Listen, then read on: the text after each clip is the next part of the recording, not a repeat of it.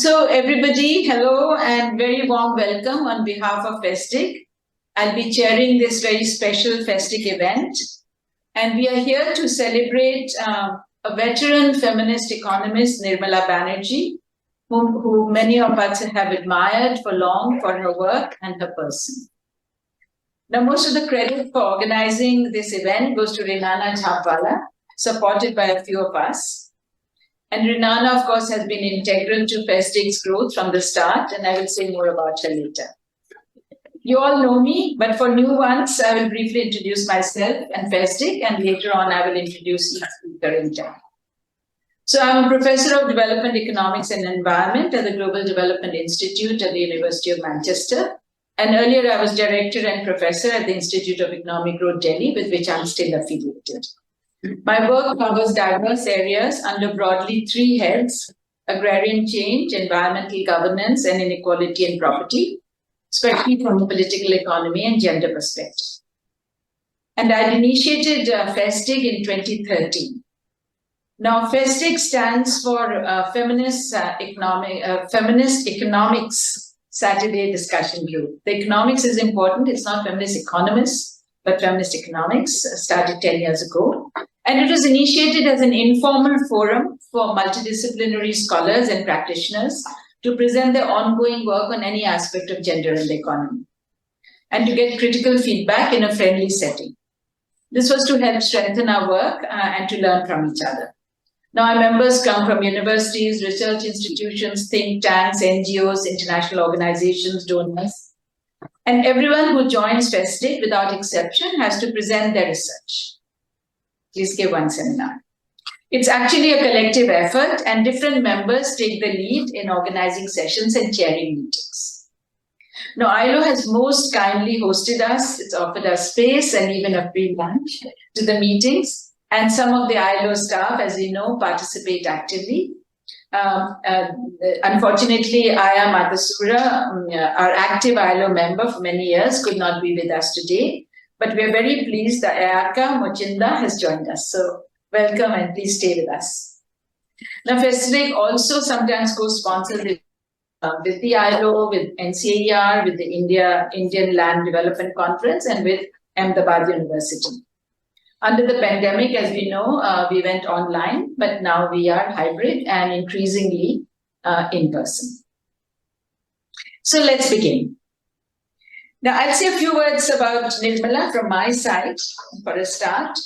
I first met Nirmala Di in the 1980s when she invited me to comment on Amartya Sen's paper on gender differences in undernourishment and hospital admissions at a conference that she'd organized in Kolkata, and which later appeared in a book she and Devaki co-edited, Tyranny of the Household. You remember that this is a very early paper, Sen and Sengupta, one of the empirical studies in two villages that Sen and Sengupta had done. After that, Nirmala Jiddi and I met many times in Delhi, once in Kolkata, once in Cambridge, Massachusetts in 2008, when her son Abhijit Banerjee, now Nobel laureate, invited me for dinner at home when Nirmala Di and Dr. Deepak Banerjee were visiting. And I had a taste of his very fine culinary skills. Regrettably, Nirmala and I did not see each other, did not see each other in recent years, although we did see her online at the ISST celebrating Devaki's 90th. She was really a beautiful woman, a warm person with a fine intellect, and deeply committed to gender equality and quite passionate about it. And I remember our friend late Kamla Bhasin used to call her Sundari. It's indeed a great loss. It reminds us once again of the many irreplaceable people who have left us these past years. And of course, it reminds us of our own mortality. So this panel is to celebrate Nirmala Banerjee as a feminist economist. And in the panel, we'll start just to give you an idea. Devaki Jain will speak on her work partnership with Nirmala. There'll then be a short video interview with Nirmala Banerjee, and Renana will introduce that, and then we'll show it. And then we'll have a panel of speakers: Geeta Sen, who's online, Ishita Mukhopadhya, who's also online, Aasha Mehta, Renana Jhabvala, Sonal Desai, and myself. And all these comments will be about 10 minutes each. I have a little bell I'll just tinkle at 8 minutes, and then we'll have it open for all of you to comment on. And thank you very much for everybody who's joined online. And we'd like to hear from you as well once we've got the presentations done. So, and then please stay for lunch, and those who are online can taste those vicariously. Okay, so let me introduce Devaki to begin with. Of course, none of the people who are going to speak need introduction, but nevertheless, I feel as feminists, we must introduce each other. Devaki Jain is a feminist economist, writer, and institution builder. She is the founder of ISST. She pioneered time use studies, calling attention to the error in the questionnaire which was used to enumerate individuals. And she particularly focused attention on the extensive unpaid work that women did. She's also edited and written several books, including her biography, The Brass Notebook. In 2006, she was awarded the Padma Bhushan, and she's also an honorary fellow of St. Anne's College at Oxford. She is a veteran of the women's movement and had a long partnership of work and discussion with Nirmala Banerjee. So honor what she wanted, and I will read out what she wrote, her message today. So this is titled Nirmala Banerjee. We feminists, I suggest, are the most active, authentic illustration of Amartya Sen's concept of the argumentative Indian.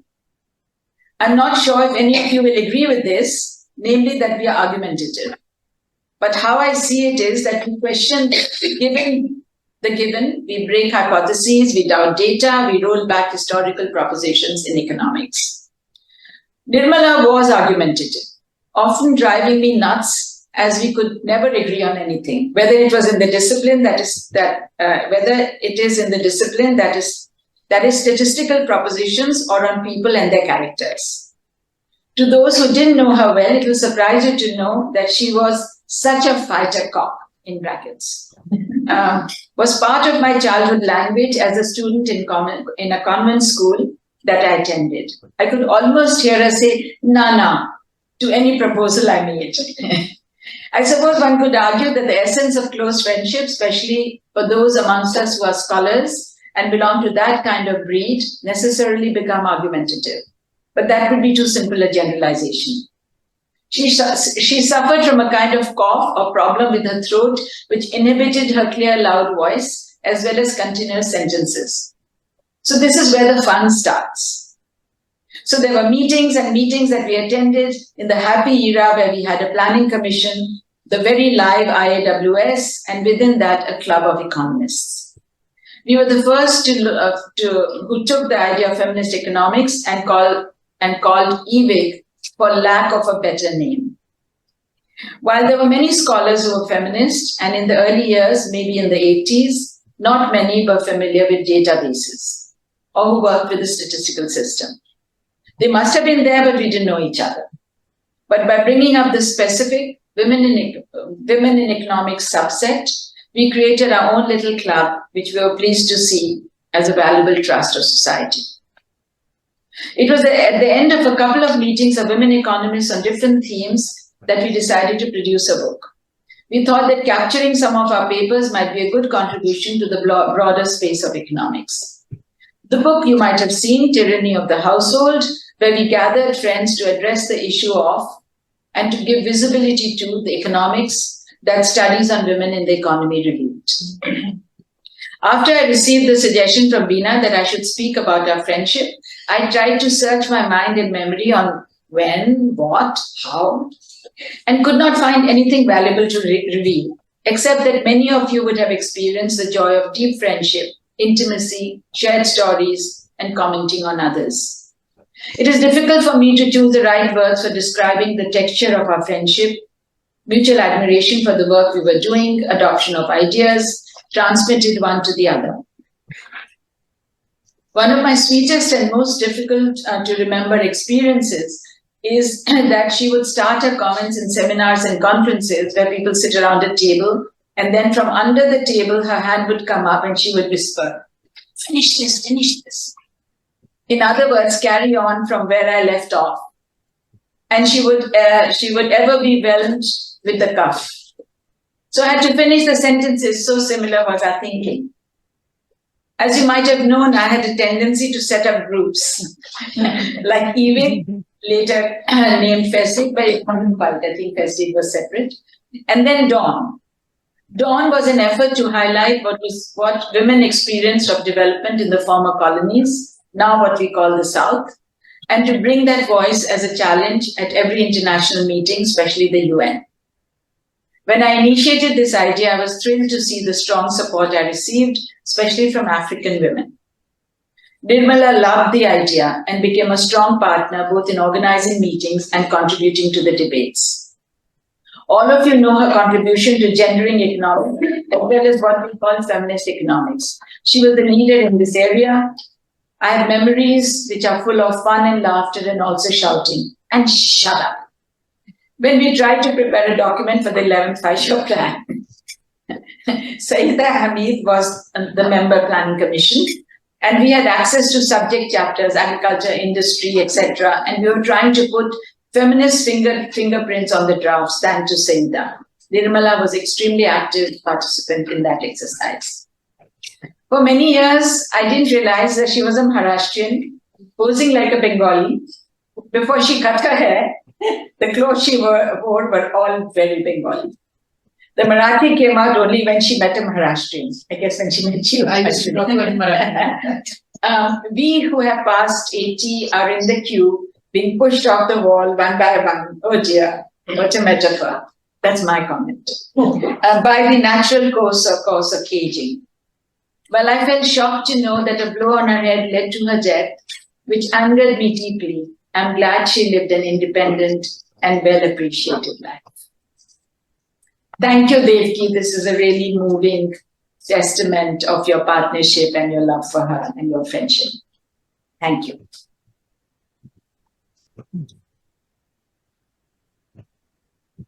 So, Bina, we'll show that little clip that you want to say something about it. Can Yogendra start it, Ayaka? Okay. Yogendra, can you can say what how you came about it. Leave this, keep this on for a minute. I just wanted to thank CWDS. I think we have a Clarity here. We have Sangamitra just came in. Good. And we have Indu Agnihotri.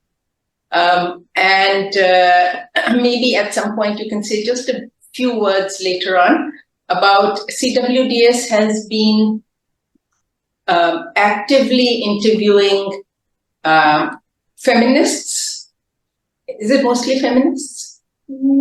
It's women's studies scholars and women's studies scholars. That's feminist. Yeah. Okay. Actively interviewing people and keeping the records. And we were delighted to hear, actually from Ishita, who was her colleague in Calcutta, that Nirmala Di had been interviewed in September 23.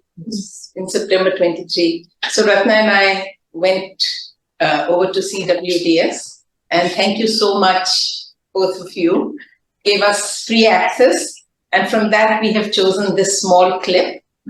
And my team in Seva just put it together as a 8-minute video. It's an excerpt from the much larger interview, which you could watch if you go into the archives of CWDS. So shall we start? Yes. Yeah. Yogendra can start. Yogendra, could you start it? And 1970, we had already started over the fight. So it's not somebody like looking at it who's already aware of it. But people, all the rest of us, had become aware of the little glass ceiling that they were washing. I remember I was in Calcutta, going up with the late 60s. And a lot of factories were closing by one desk. And so we were going around trying to find out how the families were surviving. And what we really saw in many of the Chinese stores there, men were sitting there talking about militant, trade union, out the West intervening. And all the women and the girls were working and making paper bags, they were finishing by, clothes, they were, they were earning that income of the family. So I went and asked my statistician friend that how many women work at the working? So I said, no, women don't work. If not today, women don't work. So the women don't work. They discovered it with one, 6 service or something like that. That's not work. That was the point that stuck in my mind, that actually women's work is not being seen as work at all. It was seen as just, supporting the family. That's they want them to. They do it to them and take that. All the men were sitting at the tea shop though. So that's when I started thinking about it. And I went to the statistics. Of course, the forced participation rate is very low. We see women there, and women are not in the workforce. That's when I went to Bina Agarwal. Bina Agarwal had come here. That was the time they were doing interviews for the report to us. And that was siesta. And she came here and she was there. I think around 11 wasn't there, but one event with, I don't know, yeah. And Renana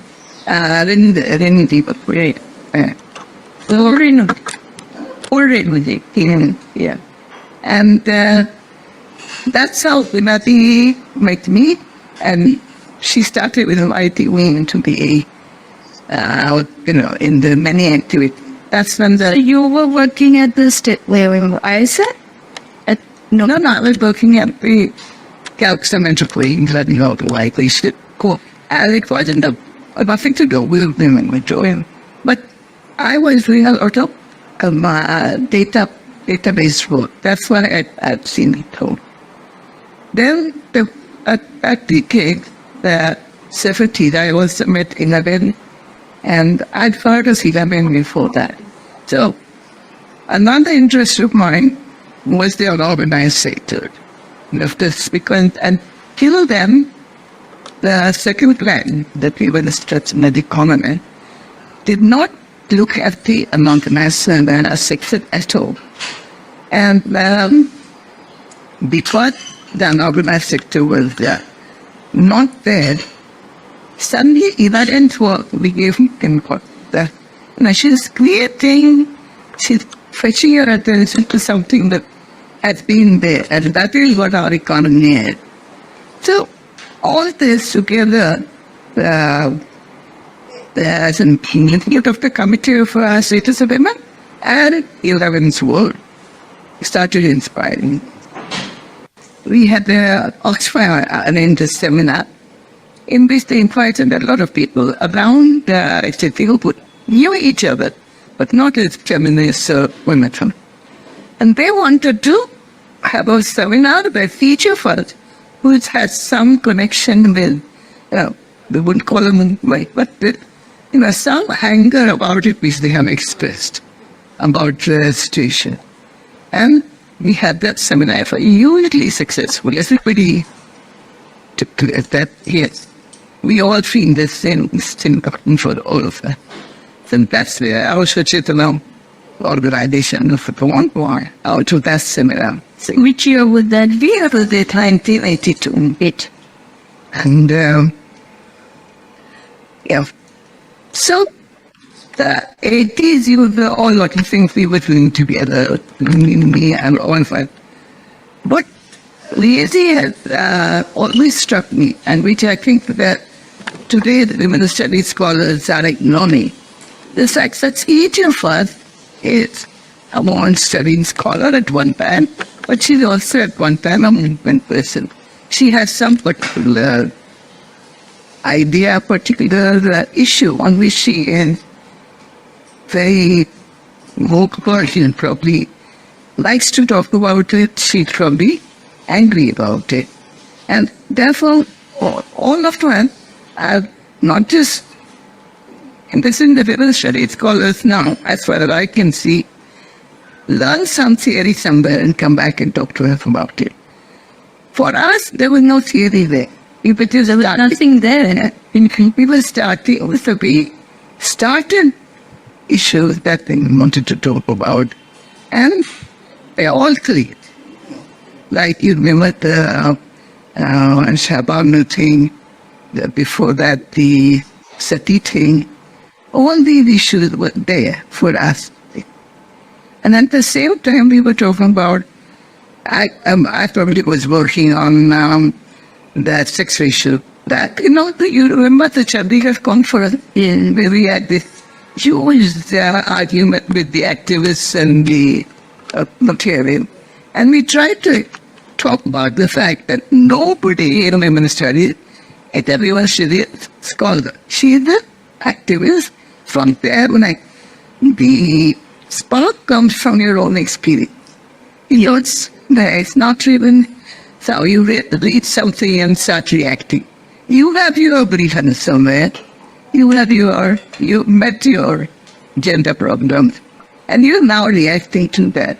So that even if you take up other issue, the issue that you first thought of before sparked you is there in that.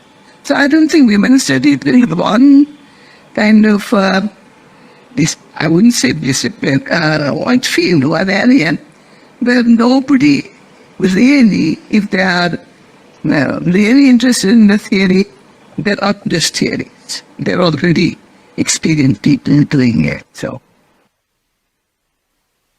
thank you. And thank you, Indu, and thank you for this. Maybe once we finish the panel, then you can talk more about materials and also the whole archival project. So our panelists after this, first panelist is Geeta Sen. And let me say a few words. We all know Geeta, of course. Geeta, welcome. Geeta is a feminist political economist who has combined academic research and teaching with activism and policy advocacy. She has worked nationally and internationally to advance gender equality and women's human rights through work focusing on labor, poverty, informality, social determinants of health, population, and reproductive health and rights. And she worked with Nirmala Banerjee from the 1980s in founding Dawn, INEVIG, and has been on ISSD's board. So thank you, Geeta, for being here, and over to you. Thanks, Bina. Can you say, first of all, whether you can hear me? We can hear you loud and clear. Loud and clear, great. So I'm sorry I can't be there in person. I would have loved to have been there because, in a sense, Nirmala Banerjee deserves for all of us to be there, certainly to remember her. But I'm glad I can at least be with you online on this. I probably first met Nirmala at the second IAWS conference in Trivandrum, way back in the early 1980s. 84. I probably met her before that as well, because in 81, my husband and I had returned after 10 years of study and teaching outside the country, and had taken the decision to, when we moved back to India, to move as far away from Delhi as we possibly could. And that meant at that time Trivandrum, where, of course, as it happened, our old teacher from the D school days, Professor K.N. Raj, had set up the Center for Development Studies, and so CDS was a happening place in those days for development thinking and development economics in particular. And I'm pretty sure that I now that I'm reminded that that IWS was 84, I must have met her somewhere in between, possibly at CDS itself, possibly in Bangalore, where I would keep coming in and going out because I had parents living in Bangalore, and of course ran into Devaki and ISSD in that process. So what struck me, that I do remember clearly, right from the beginning, was of course her well-known elegance. We all know how elegant she was. Excuse me.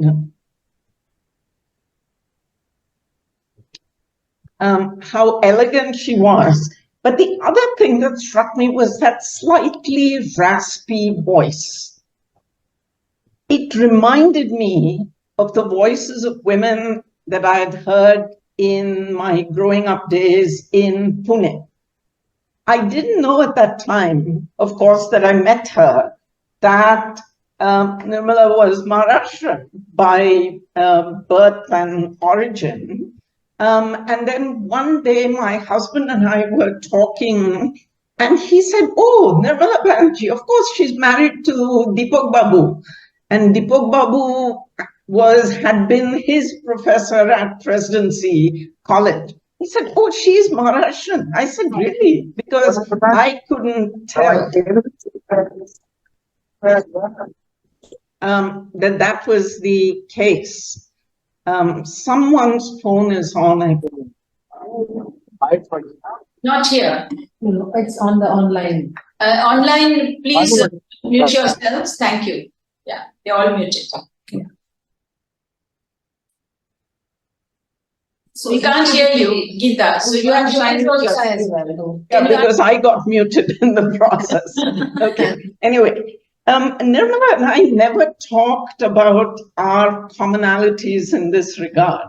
We never talked about our Maharashtrian roots. Now, I'm not Maharashtrian. I'm a Tamilian, but I was born in Pune and schooled and colleged there and grew up there, etc. So, of course, I was really fully imbued with the Punekar Maharashtrian sensibilities. And nor did we talk about ever our second commonality, which was being married into Bengali Bhadralok families.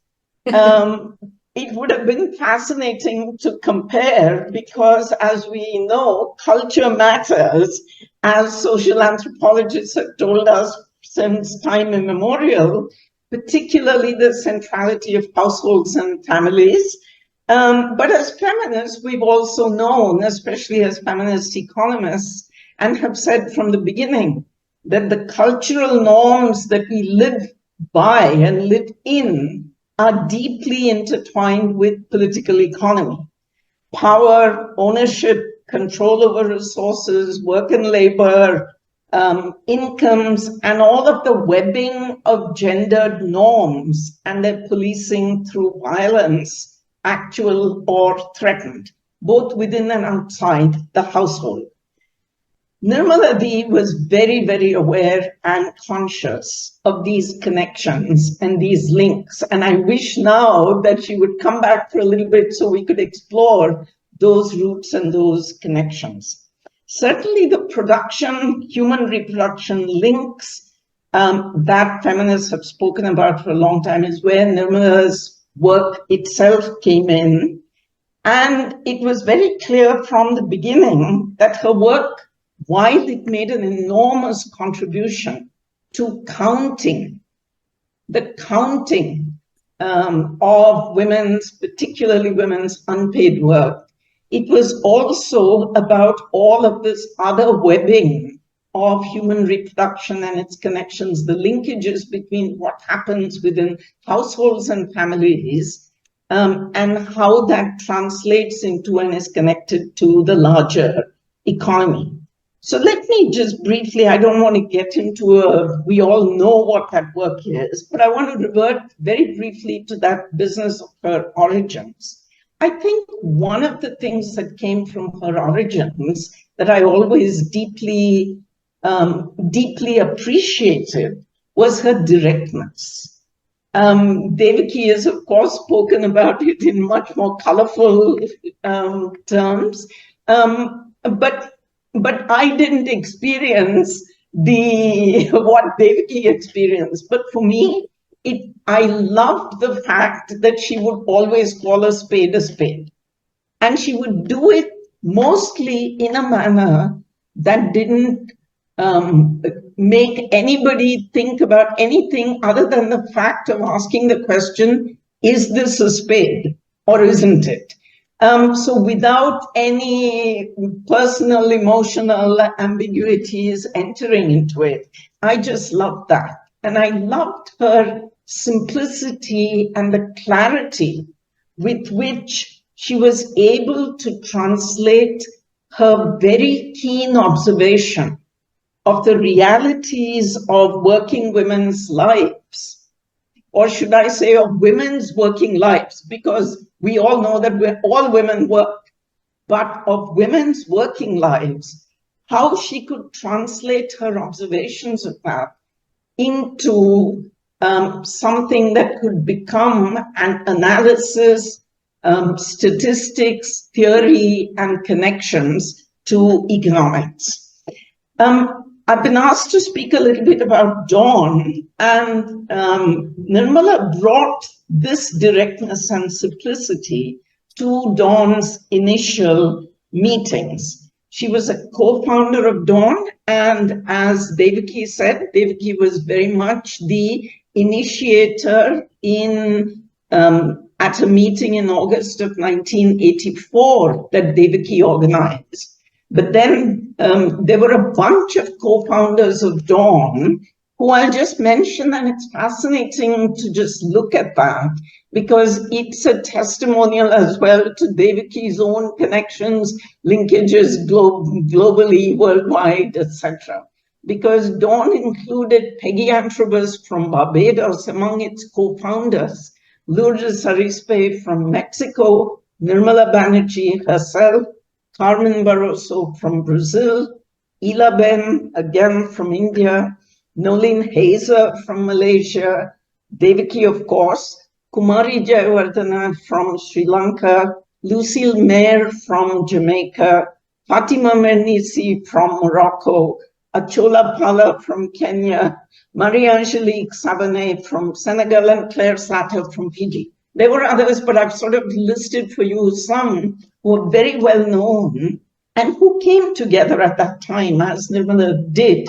And I remember in that first meeting and then in subsequent meetings, as Dawn moved to create a platform for thinking that would work globally to bring the voices of what in those days we called women from the third world, from the global south, as we would call it today, to the larger arena, not just of UN meetings, but larger policy discussion. Nirmala Dees played a very important and critical role, not only obviously in bringing the Indian experience to that, because she wasn't the only one.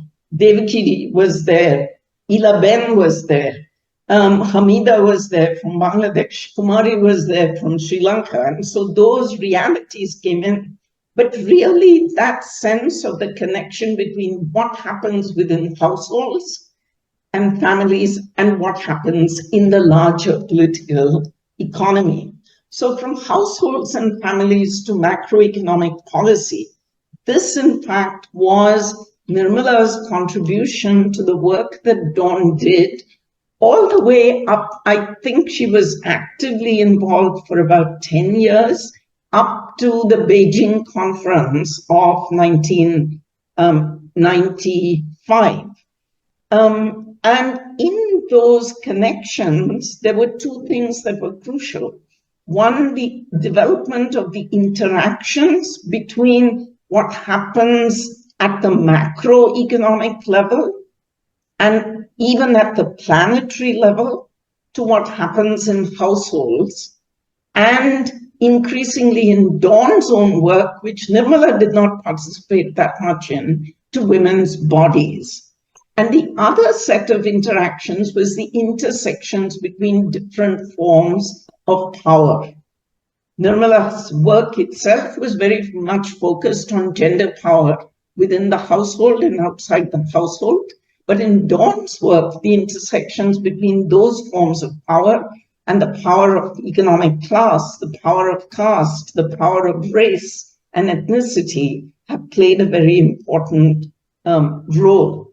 In Dawn's own work, there were deeper forays into the politics of human reproduction and why looking at the body was as important to how we understand the nature of the political economy, of links between families and households and macroeconomics and economies outside the household, that women's bodies were central. And then I would say that although Nirmala herself did not participate in that aspect of Dawn's work much, certainly her sensibilities were very much in tune with and sympathetic to that. She was very aware of the fact that you cannot talk about women as workers without talking about women as bearers of children and of those who take care of what happens of people within the household. The entire sort of web of human reproduction in the forms that it takes. Our lives also overlapped through the ISSD board over many, many, many years. And particularly recently, the renewed emphasis through the ISSD board on its work on women and work. And I had met Nirmala online only as late as September at a board meeting of ISSD, where we were talking about the new directions that Janvi and others are giving to that work in terms of the centrality and importance of how we think about women and work. And I know that Nirmala was extremely happy about that. So thank you for giving me this opportunity. And Nirmala, wherever you are, I hope you keep a guiding eye, your keen eye, and as Devaki says, your firm hand on all of our work. Thank you. Thank you, Geeta. That was really enormously insightful, and also it gave us again back a window of on aspects of Dawn that we vaguely remember, but then you renewed all of that. So thanks very much, because that was such an important part of both your work, Nirmala's work, and also the beginnings of the women's studies initiatives in the early 80s. So thank you. So now we will request Ishita Mukhopadhya to speak. Ishita, welcome. I think you're new to FESDIG, so very happy to see your face there. And Geeta and Ishita, although you've not been part of FESDIG, but please consider yourself a part, because now that you've presented, we hope you will join us from time to time. Ishita Mukhopadhya is Professor of Development, Professor at the Department of Economics at the University of Calcutta, and she's been there for over 30 years. She is currently also President of the Indian Association for Women's Studies. She has worked and published extensively on gender and labor and gender and development, both nationally and in international projects. She was Nirmala Banerjee's colleague in many committees of the state planning authorities for policy initiatives in gender and development. We are very much looking forward to hearing you, and Dr. Mukhopadhya will be speaking especially on Nirmala's work on gender budgeting. I might just mention that there is a whole list of papers which NCER with Sonal's help was downloaded, and then we decided that different people on the focus in different aspects of the work. Of course, there's a personal homage to which people will have, but then we hope not to have too much overlap in terms of what we have. And then the list of papers is with the links, and I'm happy we can circulate it in the wider group later. Dr. Mukhopadhya, please go ahead. Yes, thank you. I hope you can hear me. Yes, very well.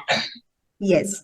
Now, it would have been an honor of me to be present there in Delhi because it's Nirmala Day. And I couldn't be there because I'm in Vizag, right, attending something else. So I'm sorry I can't be there, but it would be an opportunity for me.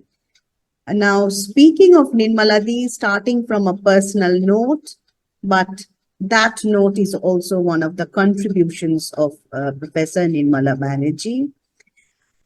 Actually, I met Nirmala Day when I was a student, when I was 18, 19 years old in my undergraduate college in Presidency College. And I was a direct student of Professor Deepak Banerjee. And Nirmala Day used to come in the seminars organized in Presidency College. So I was into hardcore economics in neoclassical macroeconomics, microeconomics, as you can see. But I was an activist in gender, but I didn't have the power to translate this activism into theoretical premises. So I met Nirmala Day first in seminars, but didn't interact. When did I interact? Again in the 1980s. When Nirmala Day wrote a book edited by Nirmala Day and Professor Amyo Bagchi, who is also somebody who have been along with Nirmala Day, shaped my life and my thoughts. This book was published in 1981, Change and Choice in Indian Industry. It's an edited book. And she was then working in Center for Studies in Social Sciences in Kolkata, which had a rich library and rich interaction. So from student life, we used to visit there. So one day when I was visiting this, then I saw Nirmala Day and she said, what are you reading here in this library? I said, I was doing something else. But then I said, I want to discuss about this book on change and choice in Indian industry since I have met you. So what made you write? What was your idea behind this book? And then she went on speaking. As you know, Nirmala Day, she was very, very affectionate to me. And I was one of the persons who has got this wealth of and nostalgic memories of her affection towards me. And then she said that how labor is connected with the changing industrial pattern. And I could see in her eyes the passion for women working, women and work. So at that point of time, it struck me that on the corridors of that Center for Studies in Social Sciences, so there is a way of translating movement to the academic language. After that, it went on. So this was the first time I met her. And then it went on and on. We were part of, when I took up the profession, when I was based in Kolkata, teaching in Calcutta University, after being here and there, then both she and me, again with that love and affection, were parts of several policy initiatives within the state. And they were women and informal sector workers, and there were several other kinds of policy meetings. I could see that Nirmala Day always wanted to come to a discrete number of how many of them do we need to address. And throughout the discussion, this attempt to reach directly at a number was very important as far as the policy initiative is concerned. So this is one of the great things which I learned. And sometimes when we didn't have the number, I said, Nirmala Di, the number is not there. But if we have a policy, we have briefly an outline of how many are there, how many can we address. She said, no, we must address it somehow. You do some intuitions. So I did imply some intuitions, that of deducting something and guessing and estimating. So she was very clear about that. You need numbers. Numbers speak a lot. So we learned this whole process. Then when I was teaching in Calcutta University, she was very much in Calcutta University in 1987. Both Calcutta and Jadavpur University established women's studies. I was much later in the 2000. I was made the director by my vice chancellor in director of Women's Studies Research Center. But before that, I started the course on gender economics in my department of economics and in the MPhil classes and PhD coursework classes. She would come and teach here. She, along with other person, Mukherjee, was also teaching here. And she was arguing why this should be a part of the course. They should know this, the whole history of this economics there. Why this should be a part of the course. When I was arguing that, okay, this is too much for them, the course is becoming heavy, the students will come to me because I was the younger person. But she said, no, they should at least know the names and at least have an idea of it. This way of, these things we learned. And she was the mentor of Calcutta University and Jadavpur University Women's Studies Centers as such.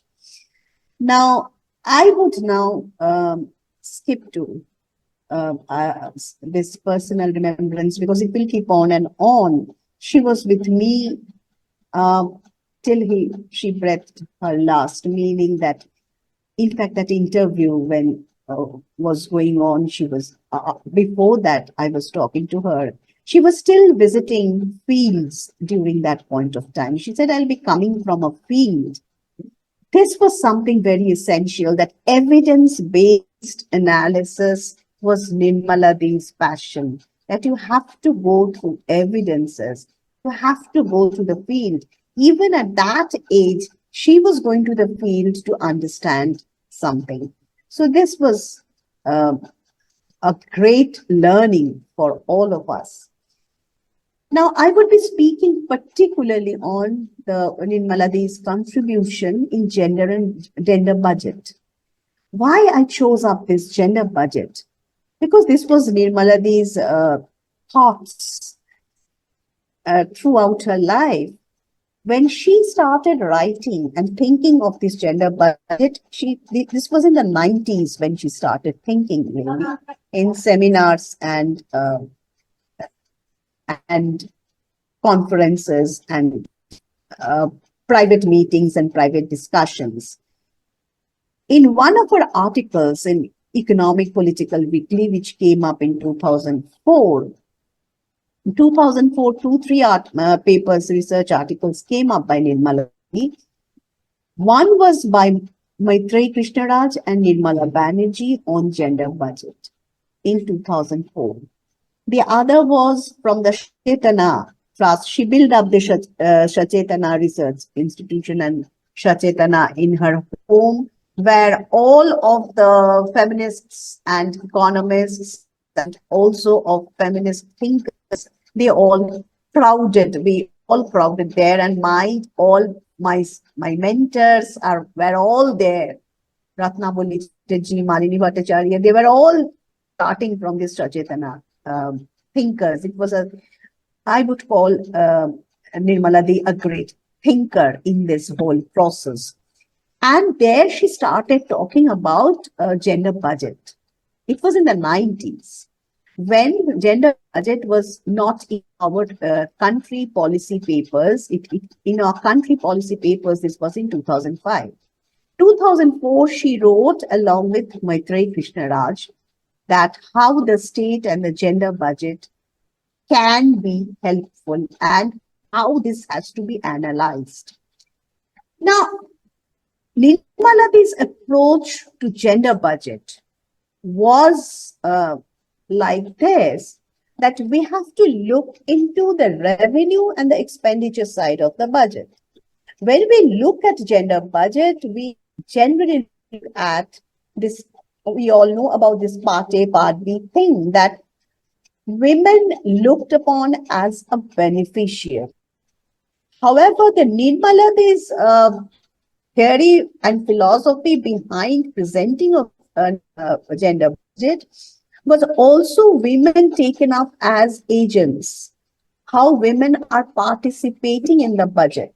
So she looked at the revenue part also, and that is the taxes, that though not much women pay direct taxes, it's clearly written in 2004 in that article with Manjeet Krishnaraj. And though they do not take part actively in the direct taxes, but in the indirect taxes, they suffer because they have to pay the indirect taxes. And then, of course, the expenditure part of it, how much is coming to shape their lives. So expenditure was there, and and these were discussed when the gender budget was not in our policy documents.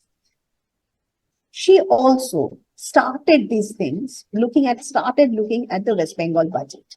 Yes, she was a Bengali by heart and always spoke in Bangla when we discussed these things. She was a Bengali by heart. And people didn't distinguish that whether she was a Bengali or not. It is hard to accept with some of our pronunciation, but we all discussed openly in Bangla. So she analyzed West Bengal budget. Even before this gender budget thing was not mandated to be practiced in the state budgets. That how would state as an actor? And when she was looking in this West Bengal budget as from the part of Chachetana, she was looking up at the field visits and the field output of how the women were speaking about this budget and what was the field perceptions. And she started that evidence-based, perception-based analysis of gender budget, that when the budget is reaching the woman, when the budget is reaching the people, how is it being accepted or how it is being taken by them? How do they understand this budget? So from the evidence-based understanding, she analyzed the West Bengal budget. And when she was analyzing the West Bengal budget, obviously that mandate of the state budget analysis on gender budget was not there. But she mentioned about the gender mainstreaming. She also of Beijing. She also mentioned about the Cairo conference, and she was focusing on she was focusing on education, health, and work. For the she was referring to UNESCO, and then Cairo. For the health, she referred to Cairo. So all of these, particularly the education budget, she analyzed in details. So as part of the State Planning Board committees, it was under her initiative that though she was not a member, but she was part of all those committees, and this analyzing of education budgets, how much is coming to women, how much it's coming to the girl children, how much it's coming to even the technical education. So studying education budget, studying the health budget, and studying the employment, studying the work. So she started from all of these, and she was one of the pioneers in our countries who facilitated this whole discourse on gender budget. However, she took gender budget discourse to an interdisciplinary level. That is, she broke the boundary of economic. Ishita, we need to, if you could wind up now. Yes. About 15 minutes, yeah. Yes. She was also looking at the panchayat budgets. Yes. Sorry, I'm too emotional when I speak of Nirmala and her work. And I would just end with Nirmala these evidence-based small booklets on gender budget released every year. She would write small booklets, and they were there. When she was looking at breaking the boundaries, Nirmala was also part of a big debate with respect to academics in understanding gender. I would end with mentioning that debate, whether you would understand women within the mainstream disciplines, or you will make women's studies an interdisciplinary, a separate discipline. So she was part of this, and she was, first of all, changing the mainstream by bringing in the issue of gender. And then moving on to interdisciplinary, she thought that both are required. So this great debate also, she was one of the initiators in our country. And one of my mentors who will always be with me and with all of us, Nirmala will live through her work and through her ideas. So with this, I pay my tribute to Professor Nirmala Banerjee. Thank you all. Thank you all for the patience. Thank you. Thank you very much. I think that was very revealing, because you covered many aspects beyond gender budgeting to her whole approach to evidence-based research and insistence on that in economics, which is very important reminder, because there's so little data of gender disaggregation. So thank you. Please stay with us for as long as you can, Ishita. And yes, our speaker is Aasha Kapur Mehta. Aasha is Chairperson, Center for Gender Studies at the Institute of Human Development, Delhi. And earlier she was Professor of Economics, IIPA Delhi for about 32 years. Yeah. You know, it's interesting, 31 years, 32 years. I was with IT for 30 years. We all tend to stay in the institutions loyally. She has served on the task force constituted by the Cabinet Secretariat for reviewing the performance targets of ministries and development departments. And she's written extensively on poverty, poverty dynamics, human and gender development indicators and data gaps, women's work, gender budgeting, health, care and deprivation. And of course, on the 11th plan, we were all members. So may I request you to try and, about 10, 11 minutes. Thank you. I'll start on a personal note and then move into her work.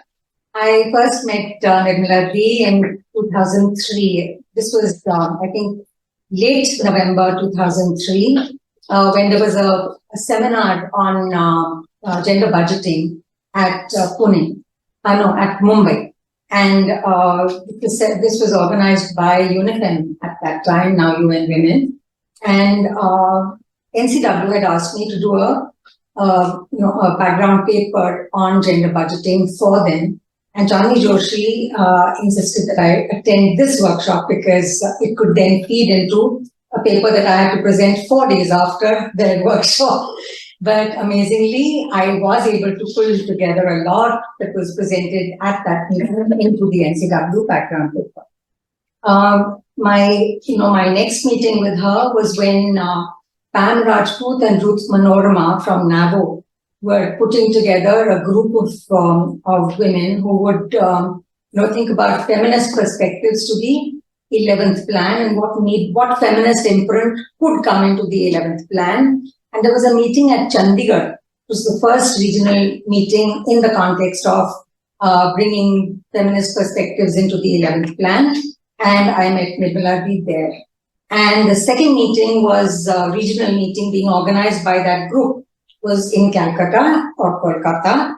And Nirmala was kind enough to invite me to that seminar in Kolkata. And I had the immense privilege of visiting her home because after the seminar was over, some of us went across to her house and there was a lot of informal gupshup, which was very nice.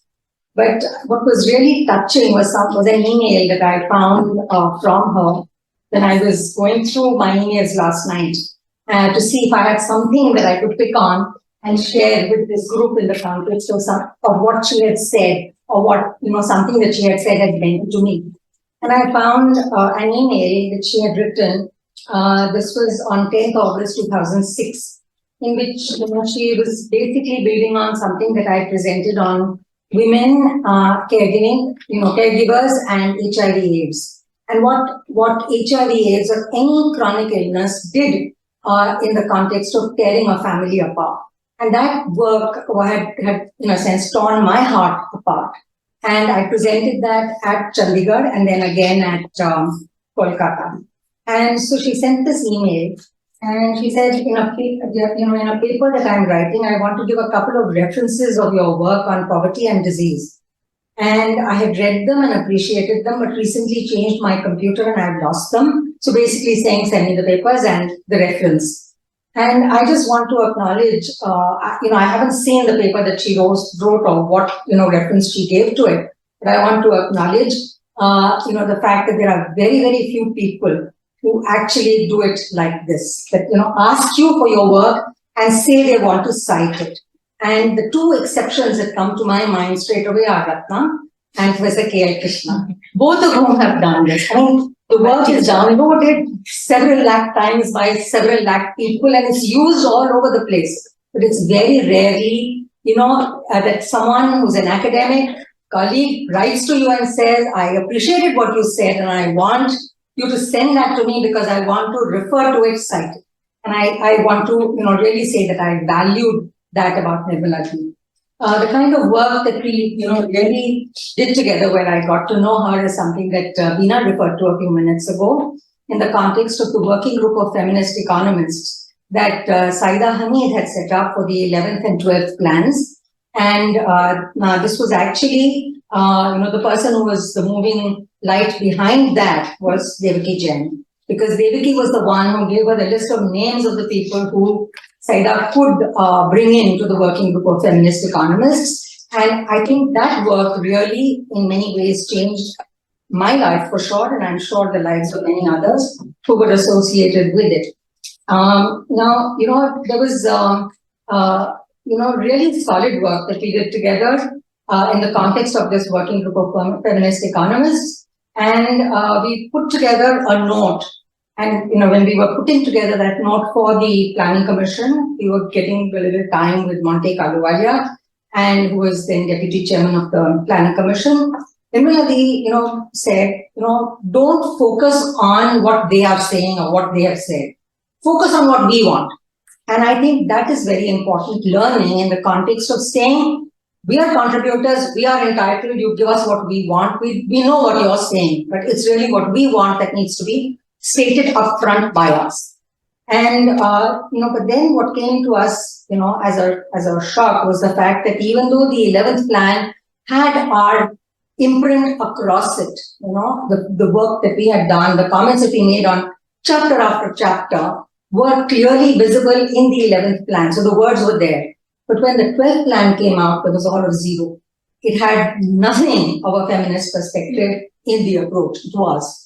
And that's when a lot of us got together and said, something has to be done about this.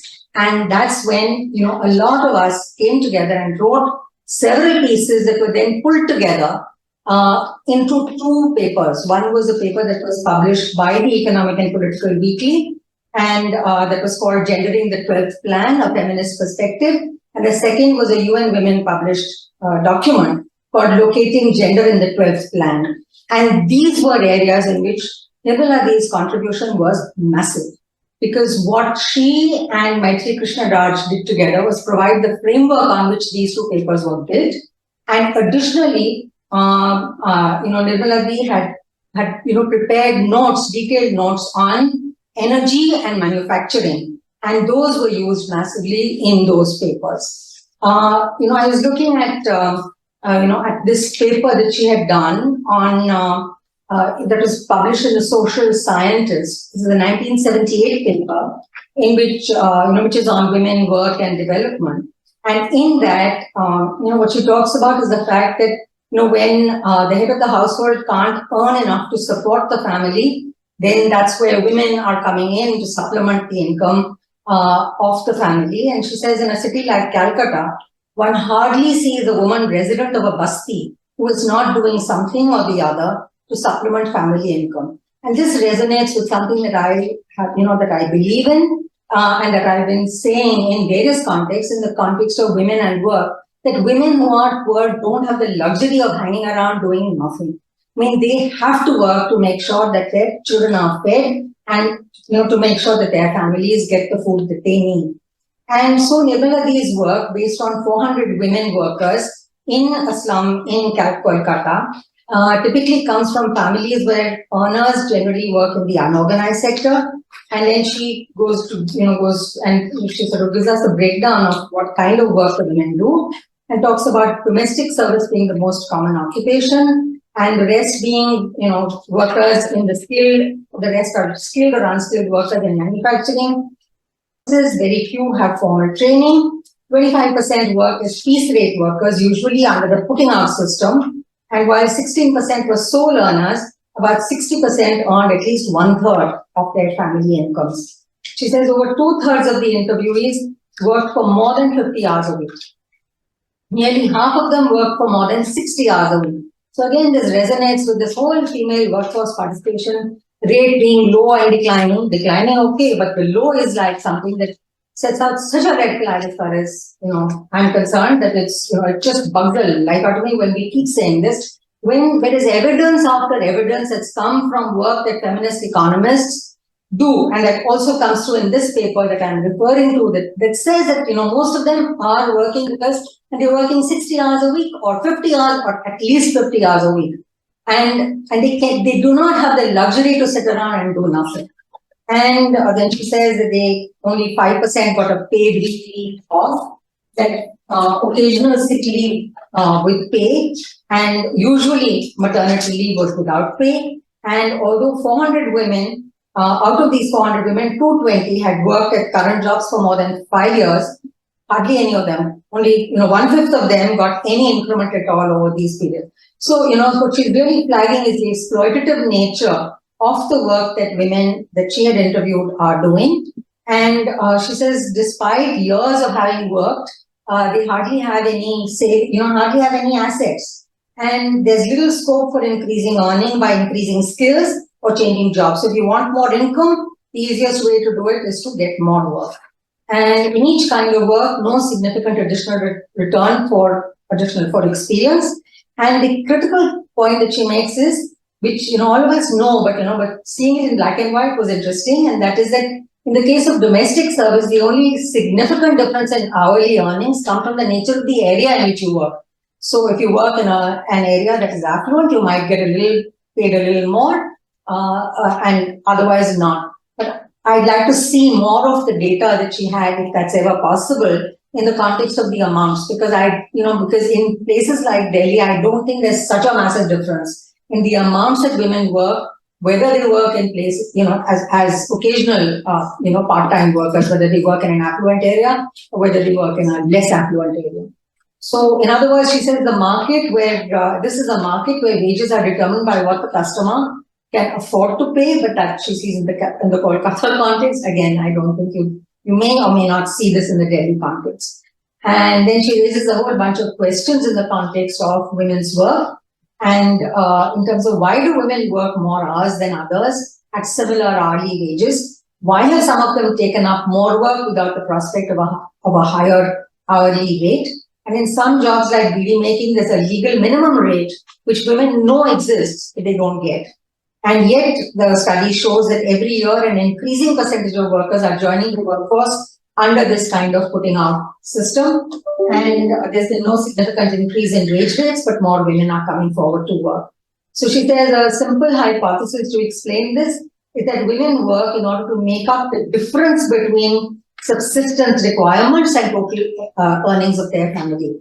And therefore, if the income earnings of the family go up, then maybe they work less. And if the income earnings of the family go down for various reasons, then women work more. So the supply of work would be negatively related to the earnings of the rest of the family. And so in a sense, your playing a stabilizing role in the context of the work that women are doing. And if income goes down below a certain level, however unqualified, immobile women or uninformed women may be, they will go out and get more work, even if the marginal rate of return for work is constant or is falling. And not only are they willing to work at very low rates, but they are also willing to learn new skills and reject old taboos. And this again was really interesting because she says that you have caste Hindu women going to take up work of leather making, so making leather bags or leather garments, or rubber and plastic shoe making, and women who don't belong to the fisherman community working in fish packing workshops, or a fairly well-educated woman who worked as a private tutor recently started doing some food processing work for a sweet shop in order to supplement her income. So very interesting insights coming in through the evidence-based kind of work that Ishita was referring to, that Nirmala Di obviously, really sort of put a stress on. And that low wages and long hours don't prevent her from undertaking more work. If she herself cannot find the energy and the time to earn her target income, then she often makes her children, especially her daughters, assist her, and then she draws attention to the long-term ramifications that this will have on the future of the supposed demographic dividend, though she doesn't use that term. But this characteristic of the labor market, combined with the fact that there's a large excess supply, tends to depress real wage rates. And so she says that the fall in the wage rates may actually lead to an increase in the supply of work, and an increase in the size of family or loss of earnings of another member or inflation could lead to a more intense search for additional work.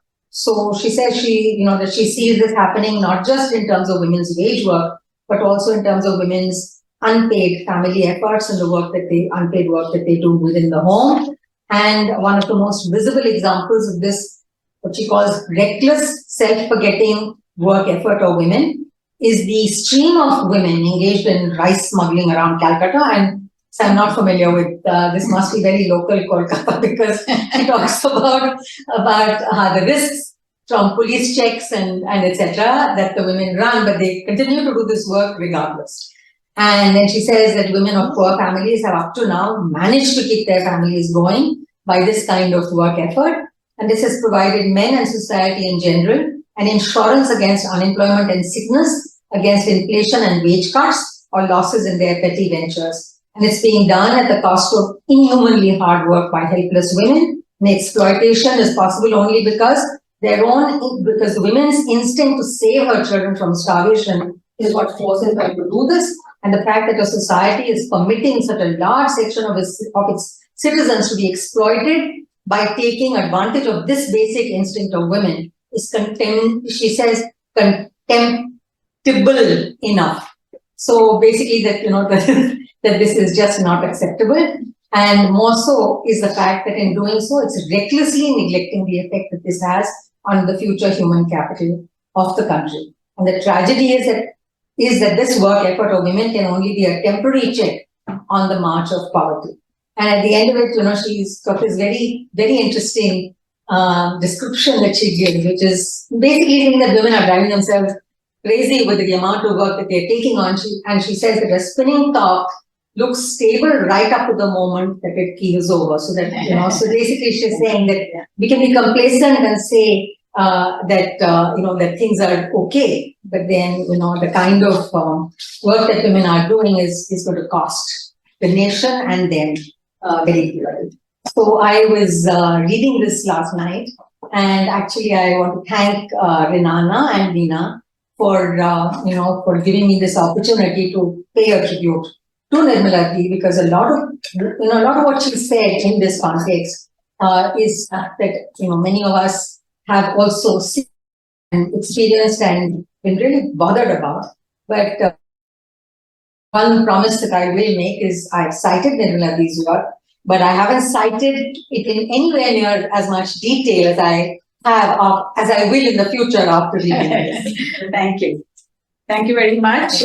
So your women smuggling rice reminded me of something I read in anthropological studies, where because women didn't have cash, so in Bangladesh, there are several ethnographies which say they save a muthi shaped rice. Ek muthi rice they take and little son or brother to sell it so that they will have some cash which their husbands won't know anything about. So I think the same motivation of being able to feed the family without having their spouses either drink it away or spend it on themselves. Just a small correction, the 12th five-year plan actually has a lot of gender because I chaired the 12th five-year plan working group on disadvantaged women, disadvantaged farmers, including women. Although, the group hadn't been involved, unfortunately, and I think Jayati Ghosh had also been there. So I'm just saying let me just correct that, right, Yes. Renana? I'm talking about the approach paper. I'm not talking about the plan. And after we went hammer and tongs on the approach paper, and the group was involved in the 12th plan chapterization as well, that's when some corrections occurred. All right, well, these are issues of fact and we're all into evidence-based, so we can check it out. Let me now turn to Renana Renana Jhabvala. Don't snort. Now, many of you know Renana as an effortless worker on behalf of Seva, but perhaps you don't know she was she was educated in mathematics and economics. Yale? Harvard and Yale, and Delhi. So all stellar institutions. And of course, she is a chairperson of Seva Bharat. And she's really devoted her life to building Seva since the late 1970s. And Seva now has 30 lakh members across all 14 states. She was also Chancellor of Gandhigram Rural University and is a founder of People. Now, you kept your bio really short and sweet, but there's much more underlying each of these lines. To you'll be talking on inspiring action. What we've been talking since Devaki's note, I had taken a year off from Yale. I was doing my PhD. And I wanted to come and do some work here in India. I did my first degree from the university, then Harvard, then Yale, and then I was wanting to do 1 year of some work. And what I came into was what you have been hearing about the late 70s and the 80s, which was a group of women who were very, very passionate about the role of women, what is happening to women, the exploitation of women, and especially a focus on women's work. And also, as Nirmala said in her interview, also they didn't have any theory to work on. They didn't even have any statistics to work on. So they were pushing the system to acknowledge that what the system was saying was wrong. And so there was a lot of passion behind it. And again, just referring to what Nirmala said, which was that they did not see that we are academics and we are activists. Though I know a lot of the activists, including some of our people, thought, well, the academics are not getting their hands dirty, as it were. But still, they didn't see themselves as anything separate from the movement because they moved by passion. And my own entry, I must acknowledge, was due to Devaki Jain, who introduced me to Seva. And she was a friend of my parents. And Bina, who gave, because when I went to Seva, they said, well, what can you do here? Oh, you're a researcher, why don't you do research? So I went back and Devaki introduced me to Bina, who was ICSSR, the head of ICSSR. And she gave me a study. So she gave me a research project to do. And I think that research project resulted in a paper which she then published in one of her books. So that was my introduction. And as I said, there was this passion. And then, of course, there was Ilaben. And Nirmala, I did not know very well. she would come to Seva sometimes, and I'd meet her in other meetings, IAWS, etc. sometimes. But what I found about her, which appealed to me in many different ways, was apart from the passion, she also had a very sharp intellect. And she was interested in what Ishita said about evidence base. And for us as activists, evidence base is very important. And we would keep asking, give us figures on how many street vendors are there, how many home-based workers are there. Of course, it didn't exist.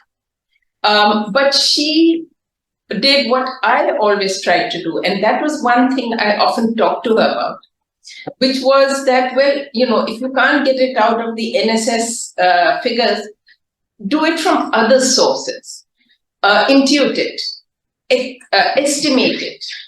And I have over time found, after discussing this with her and methods of which one can estimate, I've often found that when you estimate something and then when you get the real figure, they're not that far apart.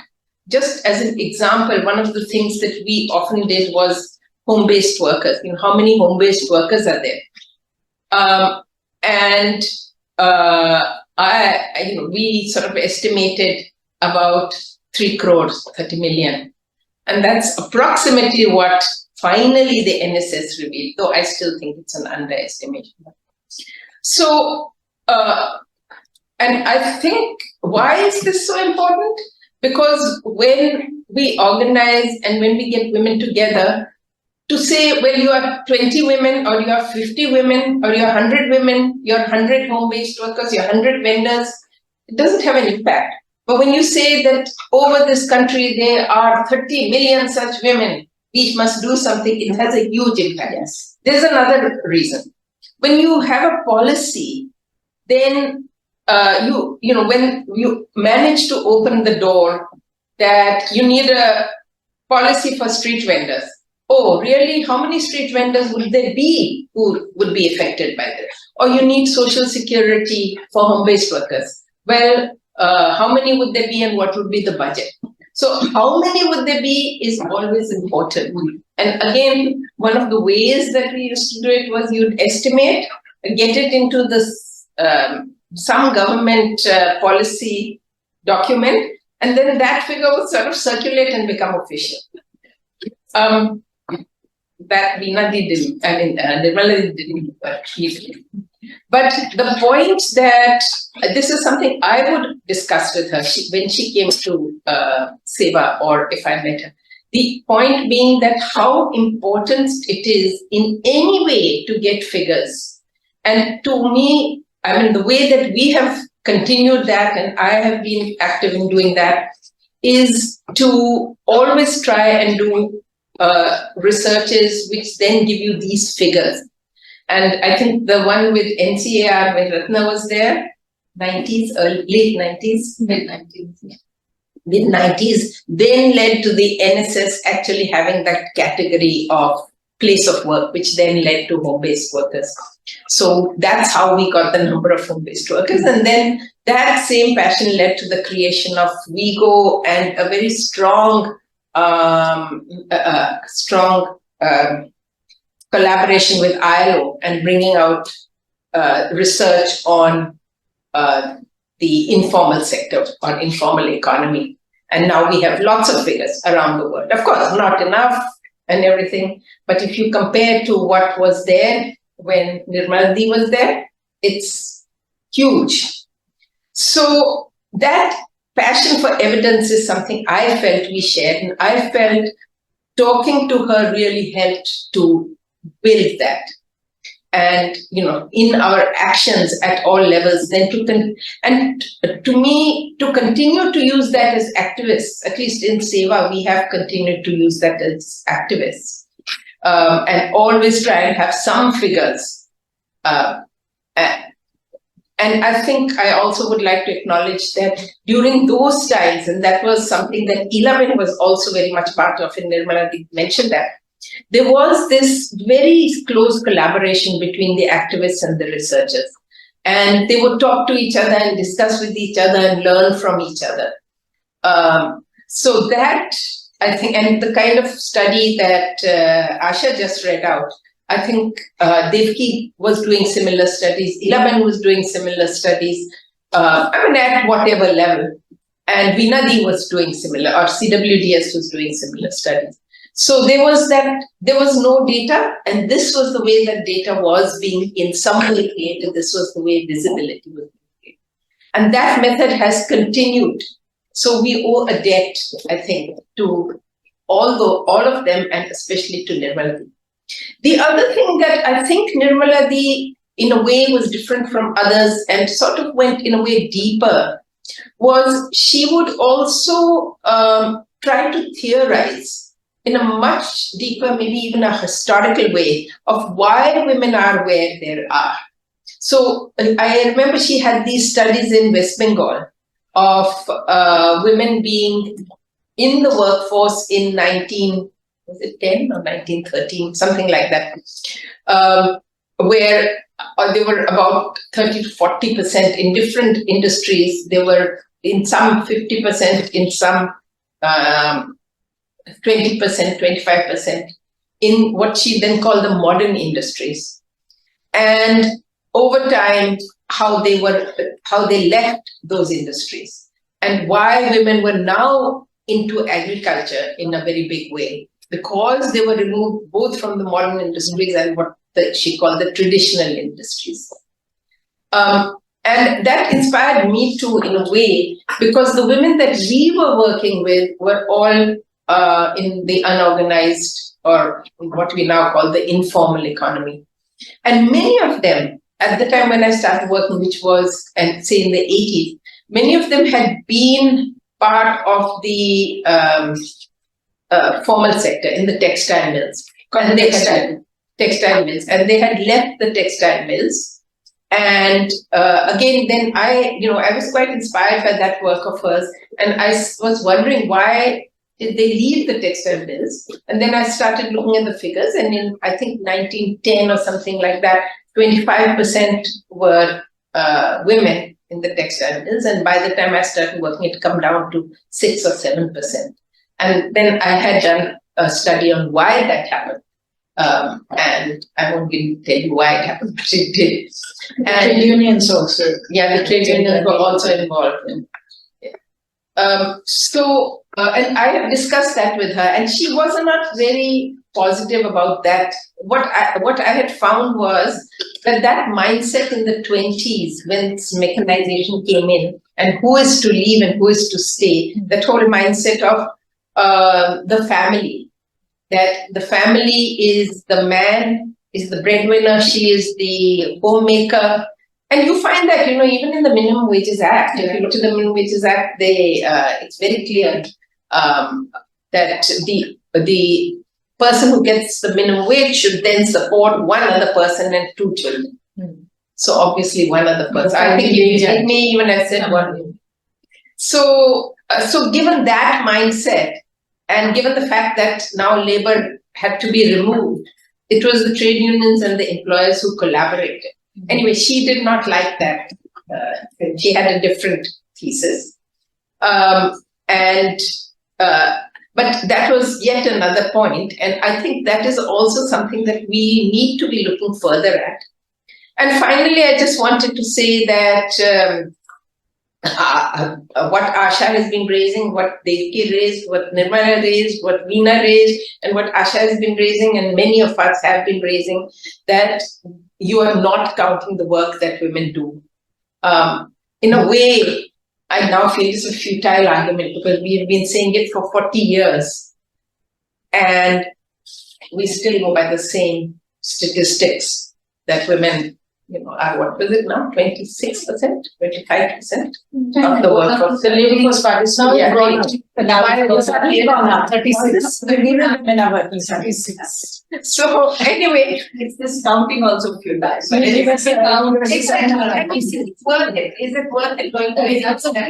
Should we be approaching it in a different way? But at that time, the 70s and 80s, that was the way one approached it. That you're not counting them, count them. And so So in a way that has made a big difference, not in the figures, not in the statistics, but in policy, where the informal economy is now recognized, where there are many, I'll give you my experience with the trade unions. When I joined, all the trade unions said, oh, these are not workers, and they only organize formal sector. And today they all boast how 60% and 50% of their workers are from the informal economy. So that recognition, the policy, many different things have come in. And I think it has only come in because of these pioneers, of when Nirmala Dee was a particularly deep and intelligent thinker, and because of the passion that they brought and that they have passed on to many of us. So I just wanted to acknowledge Nirmala Dee that way. Thank you. Thank you. Thank you very much. And I was reminded in the 95 Beijing conference, IAFE, International Association for Feminist Economics. So when I joined it, I said we must take panels to Beijing. So we took 7 panels to Beijing. And surprisingly, we found they were overflowing. The tents were overflowing. So I asked them, most of you activists, and why are you coming to our panels? You have so many choices. And the answer was very revealing. They said, we have the rhetoric. We don't want any more rhetoric. But we come here because you've given us analysis and figures, which we can take back for our work.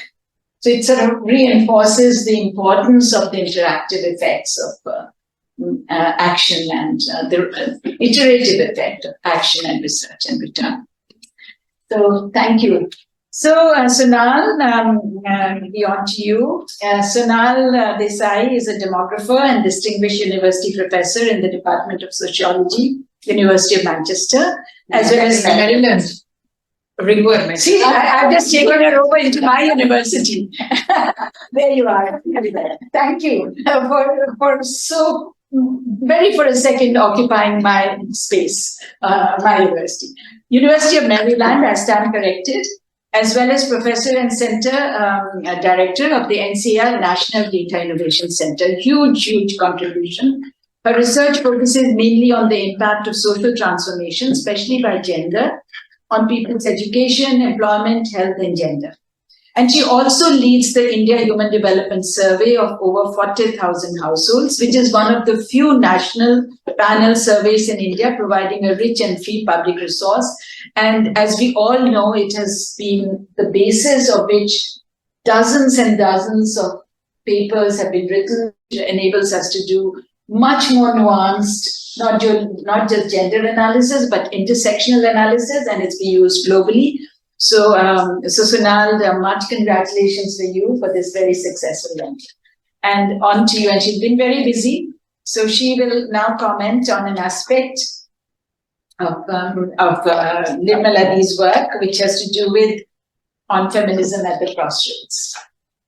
So, honestly, unlike all the previous speakers, I did not know Nirmala Banerjee very well. I met her when I was a very young scholar, not sure whether I was even saw myself as a feminist. Okay?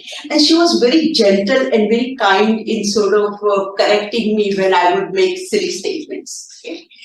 So those are the very pleasant memories with which I come here. So what I'm going to focus on is much more of her intellectual contribution and how that sort of relates to the present day debates that we are all facing. And here I actually want to follow in her footsteps in what she wrote as a tribute to Bina Agarwal that came out in Indian Gender Studies Journal entitled Feminism at the Crossroads. She kind of started out by reflecting on her own position as a middle class woman coming to the challenge of dealing with feminism from a standpoint of the poor women. And that, I think, is the sort of the contribution of the Indian women's movement of 1970s, 1980s, which sort of allowed it to occupy a very special place in the global discourse, as we have heard from people like Devaki and Gita and so on. That article, however, also reflects a sense of generational divide that Nirmala Banerjee felt. Okay? And she sort of mentions it as, with the new generation of scholars, there is an emerging divide between the practitioners and academic researchers, and also somewhat of a generational divide in that the attention was moving towards issues which focused at the margins rather than the mainstream of women's experiences in Indian lives. So I was thinking that, okay, in some sense, perhaps she's right, perhaps she's wrong. But if we think about the kind of work that she has done and how does it speak to the contemporary debates, there are two areas in which I can see very clear connections. The first one is actually we have debated in the FESDIG group quite a bit around the whole push towards a focus on social norms. The second one we haven't spoken enough, but I wish we would, is actually the state-led feminism rather than civil society-led feminism, which has been the hallmark of Indian society so far. So I think in both areas her work has a resonance. On the social norms piece, if you remember, Rekha Wazir spoke here, and we had quite a bit of a discussion around whether women's labor force participation is restricted by social norms, which don't allow women to participate in the labor markets as families become richer, become more upwardly mobile, and so on. And I actually wanted to refer to the same study that Renana did, okay, which is her study on modernization and marginalization, where she traced the women's labor force participation in what was called making and selling or manufacturing early industries in Bengal. And what she did was she documented the way in which women began to be highly represented in these industries. For example, jute industry had about 40% male-female difference was roughly about 0.4. Male-female participation ratio was about 0.4, okay, to dropping it down to 0.09. And her argument was that what happened during this sort of push was that these jobs were scarce. The spaces in which the workers were to live were very poorly constructed, no privacy. And what has started happening was that the men who were migrating from rural areas to work in these industries early on used to bring their wives, and wives would also work in these industries.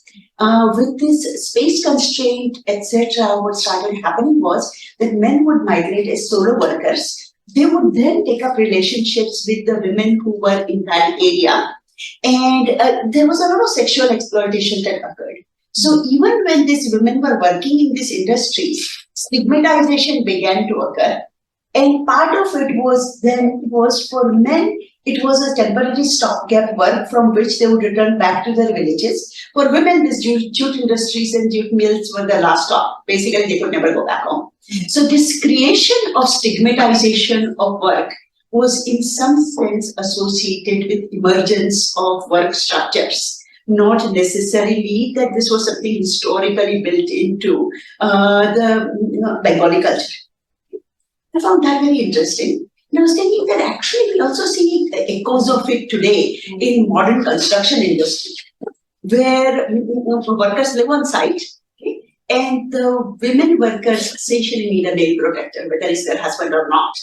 Without that, they have no space to live there. Okay.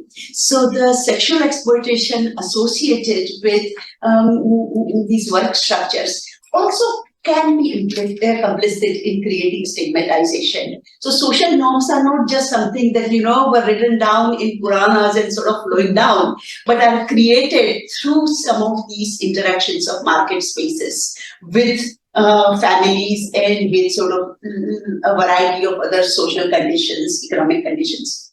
So I think that this may be an area where we actually may need more work and more thinking, rather than sort of these blanket assumptions of social norms which are holding people back. And yes, let's go out and change the social norms. And particularly sort of, these little experiments, we will have,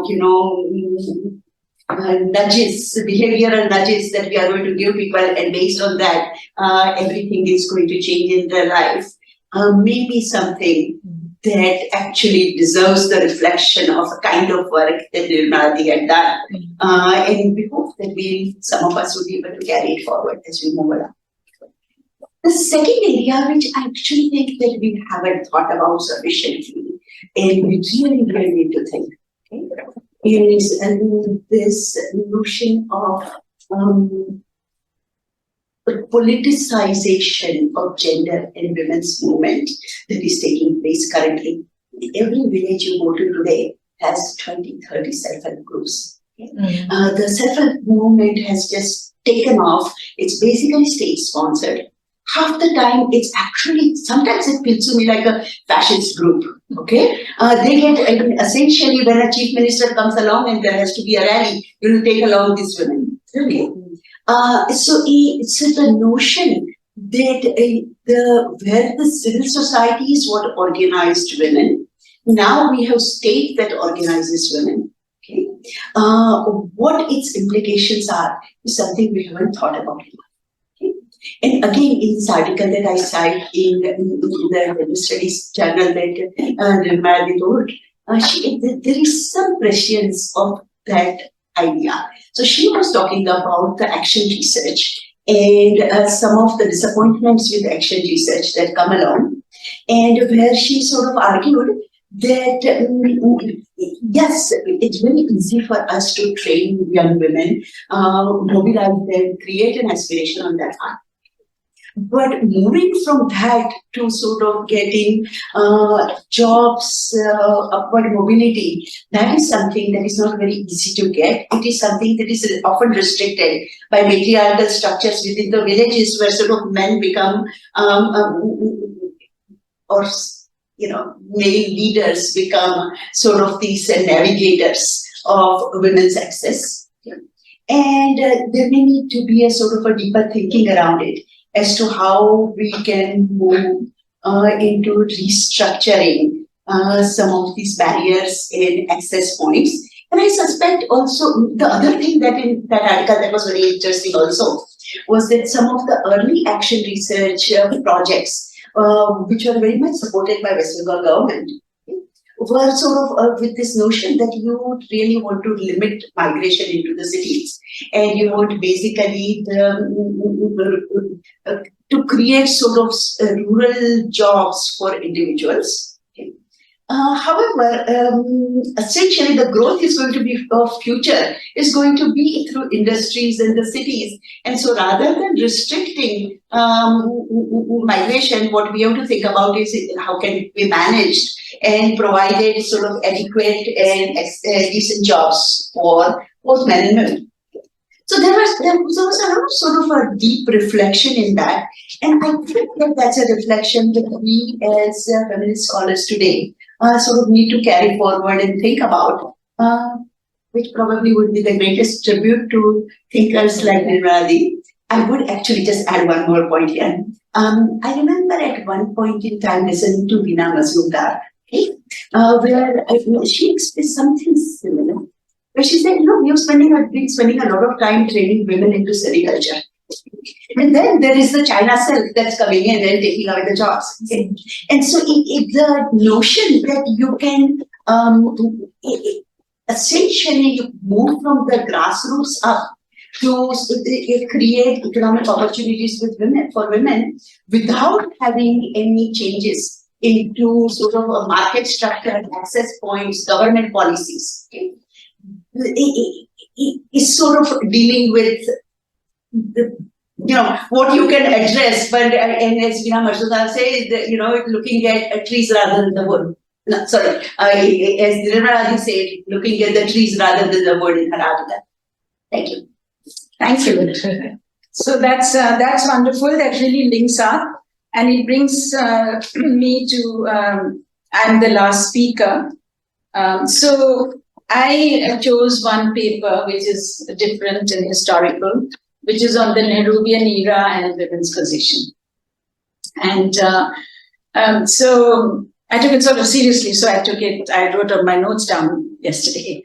So this is a sort of unusual piece because it's actually a very, very interesting paper because it traces a slice of history that begins around 1940 and it ends around 1960s at the end of what she terms the Nehru era. And I really learned a lot, which was new in this. So what happened in 1940? In 1940, there was a landmark report called the Report on Women's Role in the Planned Economy, called WRPE report.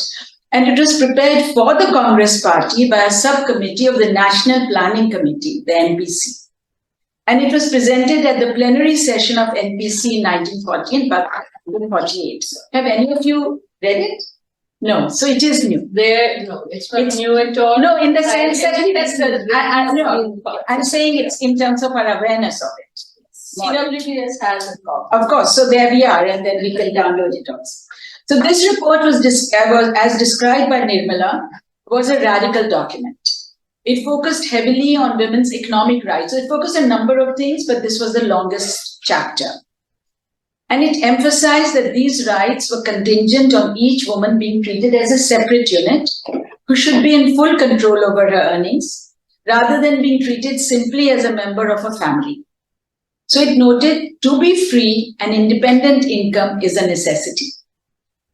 Now the report argued against, women were barred from night work. They said rather than barring women from night work, it's the state's responsibility and employers' responsibility to ensure their safety. It also argued that we must recognize the economic value of housework, but it didn't say, okay, we should pay women. In lieu of that, the state should provide all the facilities you provide to workers like medical aid, creches, training, and so on. And it insisted that women should have a control of part of the family income and a share of the husband's property. Also that men should learn household skills, a way of saying you should share in household work. It recommended, and this goes back to what both of you had said, that instead of a family wage, wages should be on the principle of equal pay for equal work, whether or not women were single or married. And it noted that trade unions tended to sacrifice women workers' interests, especially married women's interests. In other words, the report, remember this is the 1938, 1940s, the report identified many aspects of economic inequality that women faced, and it recommended ways of overcoming them by recognizing women as workers in their own right, both within and outside the household. And then comes the substance of what Nirmala talks about here, that notwithstanding this report, these recommendations were largely ignored in the national plans and obscured even by the National Plan Committee, which was headed by Nehru, whose own subcommittee had produced this report. So in the early years of India's independence, as we know, those were identified by Nehru by modernization and his dreams of modernizing India and of a planned economy, because the Soviet Union also came into that in terms of a model. But in those days, the RP report got deeply buried, Nirmala argues. Women's primary roles in policies and plans were seen as family homemakers and as supporters of male workers, rather than as workers in their own right. In fact, even the illustrious group of women who had drafted the report did not raise a voice at this burial. So this included Sarojini Naidu, Vijayalakshmi Pandit, Aasha Mehta, Asaf Ali, and others that Nirmala lists. So she asked a key question: why is it that they never mentioned the report or revived any of its ideas when they became part of the country's power group? The complete blackout of the document does seem, Nirmala says, somewhat sinister. It's like a detective story. Now, Nirmala, of course, doesn't provide full answers, and she recognizes it's not easy to answer, but she puts forward a set of possibilities, such as the shift of the Congress party to the right, Nehru's own, according to her, limited vision for women as helpers of men in struggles for political freedom, the timidity of women leaders themselves, And she links it to the lack of mass mobilization and a lack of the poor state of the women's movement. And then very interestingly, and this is early on, the limited links between elite educated women and ordinary women workers in the informal economy. So she was constantly concerned about a lack of connections with poor women, which later, of course, she herself rectified by going to the bastis and so on. So Nirmala ends the paper, however, in terms of self-reflection. I really like that part of it, which you say also is in other papers. She recognizes that urban elite women like herself and others did get some rights like access to education, avenues to political power. And this perhaps, and I quote her, kept us blinkered to the real situation of the average woman in India. So I want to share a few of my own reflections in the paper. So to begin with, the existence of the RP report for me really was an eye-opener. And certainly I was unaware of it, and many of us are not. So I think we should certainly have a discussion of this in FESDIG. But in particular, Nirmala's paper highlights how progressive recommendations by women in reports and documents, including plans, can get buried within patriarchal planning structures. So I'll just come back to this. The one thing I wondered, however, in the paper was whether there is an overemphasis on Nehru's responsibility in ignoring these recommendations, whether that is justified. So I'll give you some thoughts on that at many levels, Nehru was progressive, but he faced many hurdles in a deeply conservative parliament. You remember that even for the passing of the Hindu Code Bill, Rajendra Prasad said, no, it's not going to be allowed before the Congress party manages to stand for elections and get a mandate. And it was only passed after that, after 51, in 56, when Nehru and of course Ambedkar resigned because it wasn't passed earlier. It was passed in 4 separate acts. The 1956 Hindu Succession Act was a dramatic improvement in Hindu women's legal right to property. The second, that there were things happening on the political representation front, because there were several committees which were set up for including women in panchayats. There was the 57 Balwant Rai committee, there was the 67 Santhanan committee, and they recommended that there should be at least 2 women in each panchayat. Now, of course, this was not equal representation, and of course, they argued that these women would represent something which a men can't represent, which is women and children's interests. So it was by no means radical, but it was certainly a step forward, and there was an insistence on this. And the third was that although it was not radical, the Central Social Welfare Board under the Durgabhai Deshmukh and state social welfare boards, at least in intent, were progressive. So, for instance, they tried to bring, I read something on this, that they tried to bring women out of parda and home-based activities. They tried to bring them into village gatherings and to create opportunities for them to earn some money. And the idea was, I quote, think there is more to one's life than cooking and bearing children. Now, Nirmala criticizes Durgabhai's approach to women's roles in the Central Social Welfare Board, but I believe that perhaps here she's missing the larger context. So, for instance, when Durgabhai was urging women to work, quotation, in the spirit of cooperation and unselfish service, she was not, in my view, talking about women as different species or to be selfless workers, as Nirmala is arguing. But in fact, Durgabhai was echoing what was being asked by leaders of all of Indian society, including the men, namely to work in cooperatives and to be in the service of nationhood. So there's a different reading. I mean, I'm just saying that it's possible to have a different reading. What is certainly true is that in pushing for cooperation, it was, the Indian government was talking about cooperatives, cooperation everywhere, communities. Social hierarchies which could undermine cooperation were not recognized by the state. But this was true not just of gender hierarchies, they didn't also recognize divisions by caste and class. And so, of course, those efforts at cooperation didn't succeed. And fourthly, there's a very interesting book by Sharon Taylor, which I just recently read, which is on Nehru's India, strongly recommended, called 7 Myths. And what she is arguing persuasively is that Nehru decentralized administration and policy making and schemes and did not directly manage or intervene in them. And I'm bringing this up also because it gives us an idea, in contrast to what's happening now, where it's very much top-down and centralized, that period of decision-making was experimental. There were a lot of pilot projects if you read the development history. And fifthly, to understand the early post-independence period, we also need to factor the, difficulties of state building, because this was happening in multiple fronts. You remember in the third plan, there was, after the third plan, there was huge food shortages. There were 2 years of planned holiday, and there were wars, China, Pakistan.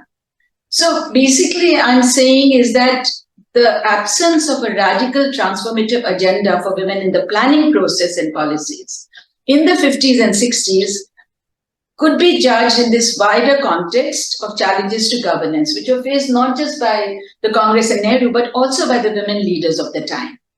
So perhaps when it's argued that women leaders didn't bring in the Irby report and its recommendations, it could be that the whole agenda was sort of overwhelming and broad.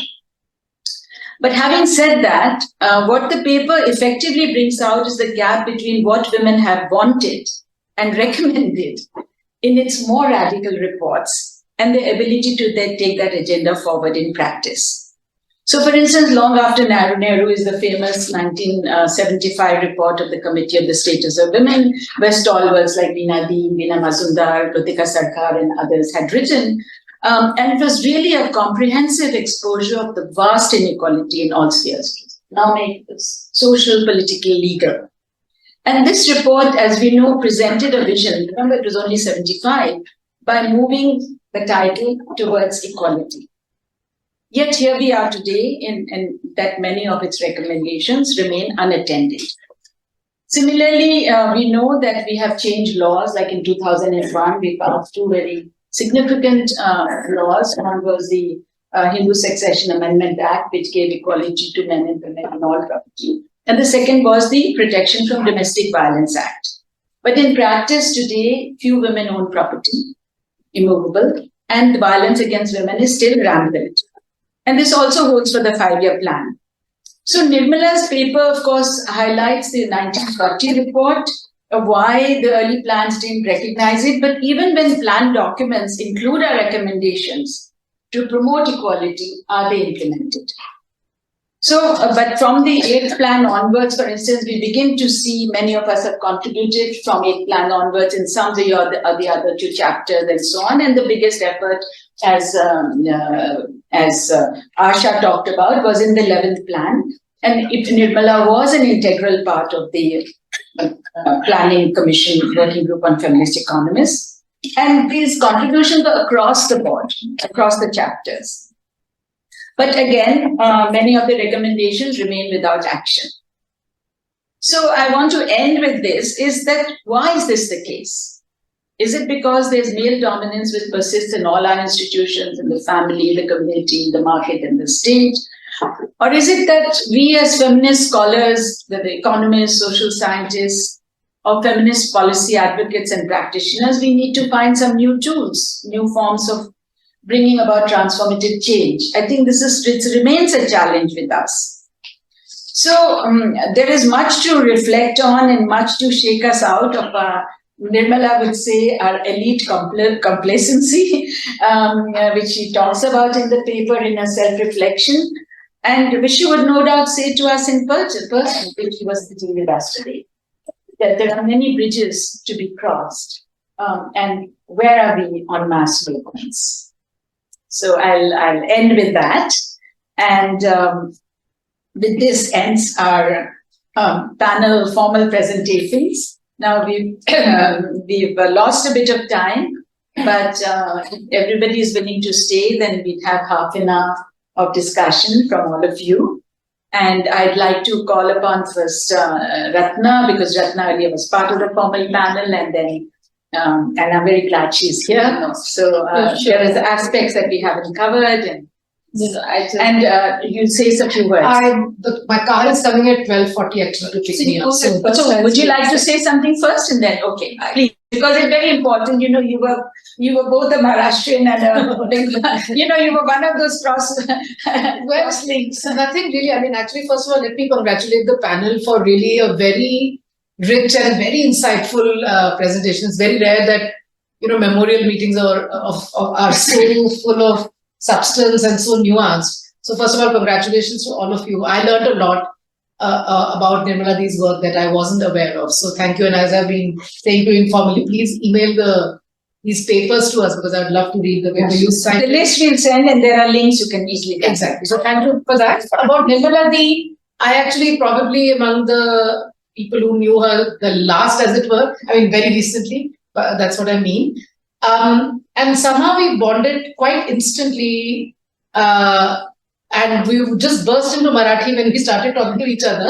And she said to me that she hardly got an opportunity to talk in Marathi. So it was very refreshing for her to do that without being self-conscious. And I was actually quite amazed at how good her Marathi was, given the fact that she lived in Bengal and didn't really have an opportunity to talk in Marathi. She was very warm, very gracious. And because I was doing that project in Kolkata with Naila, so every time I visited Kolkata, she would invite me over for a meal. She was a gourmet cook. As soon as we reached, she poured 2 glasses of whiskey. So that's how the evening started, then the food. And always very rich, very insightful discussions. She would raise questions without making the other person feel uncomfortable. That's what I really liked about her. Which is that it wasn't always, oh, you agree with me, I agree with you kind of a thing, but it was always something that she said that would make me think, oh, wait a minute, I hadn't thought about this in this particular way. And so I valued that. And of course, we served on the ISST's board for some time till I had to leave because I became the chair in the Ashoka department. It wasn't possible to attend meetings. But even there, it was she was very thoughtful, very reflective, provided perspective, and in a non-combative manner. And I think that that's a quality that, as a fellow Maharashtrian, I know somebody mentioned her being direct. I am always accused of being too direct. But it was a pleasure to talk to Nirmala Di because we didn't have to worry about being polite and formal and, all of that. Not that we were impolite, but it was just, you could say things directly. I could say to her and she could say to me, with the age gap didn't really matter. So, I wish I'd got to know her earlier. And so my regret is that I got to know her towards the end of her life, but that brief association was very, really lovely.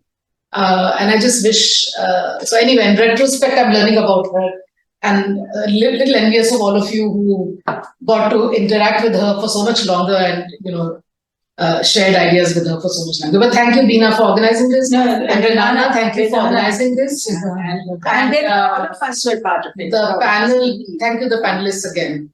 So with that, I'm really sorry, but getting picked up by. Yeah. Would you could come, Ashwini? Yeah, खाना के लिए चलेगा. मैं lunch के लिए जा रही हूँ मैं. My car is picking me up. वही डिब्बा पड़ा मिठाई का. Take one. अच्छा, okay, thank you. There's a large line on the board. Yeah. I'll just take 2 minutes. I want to say I really met Nirmala Di and got to know her through ISST. As has been mentioned several times, she was on the board over a very long period.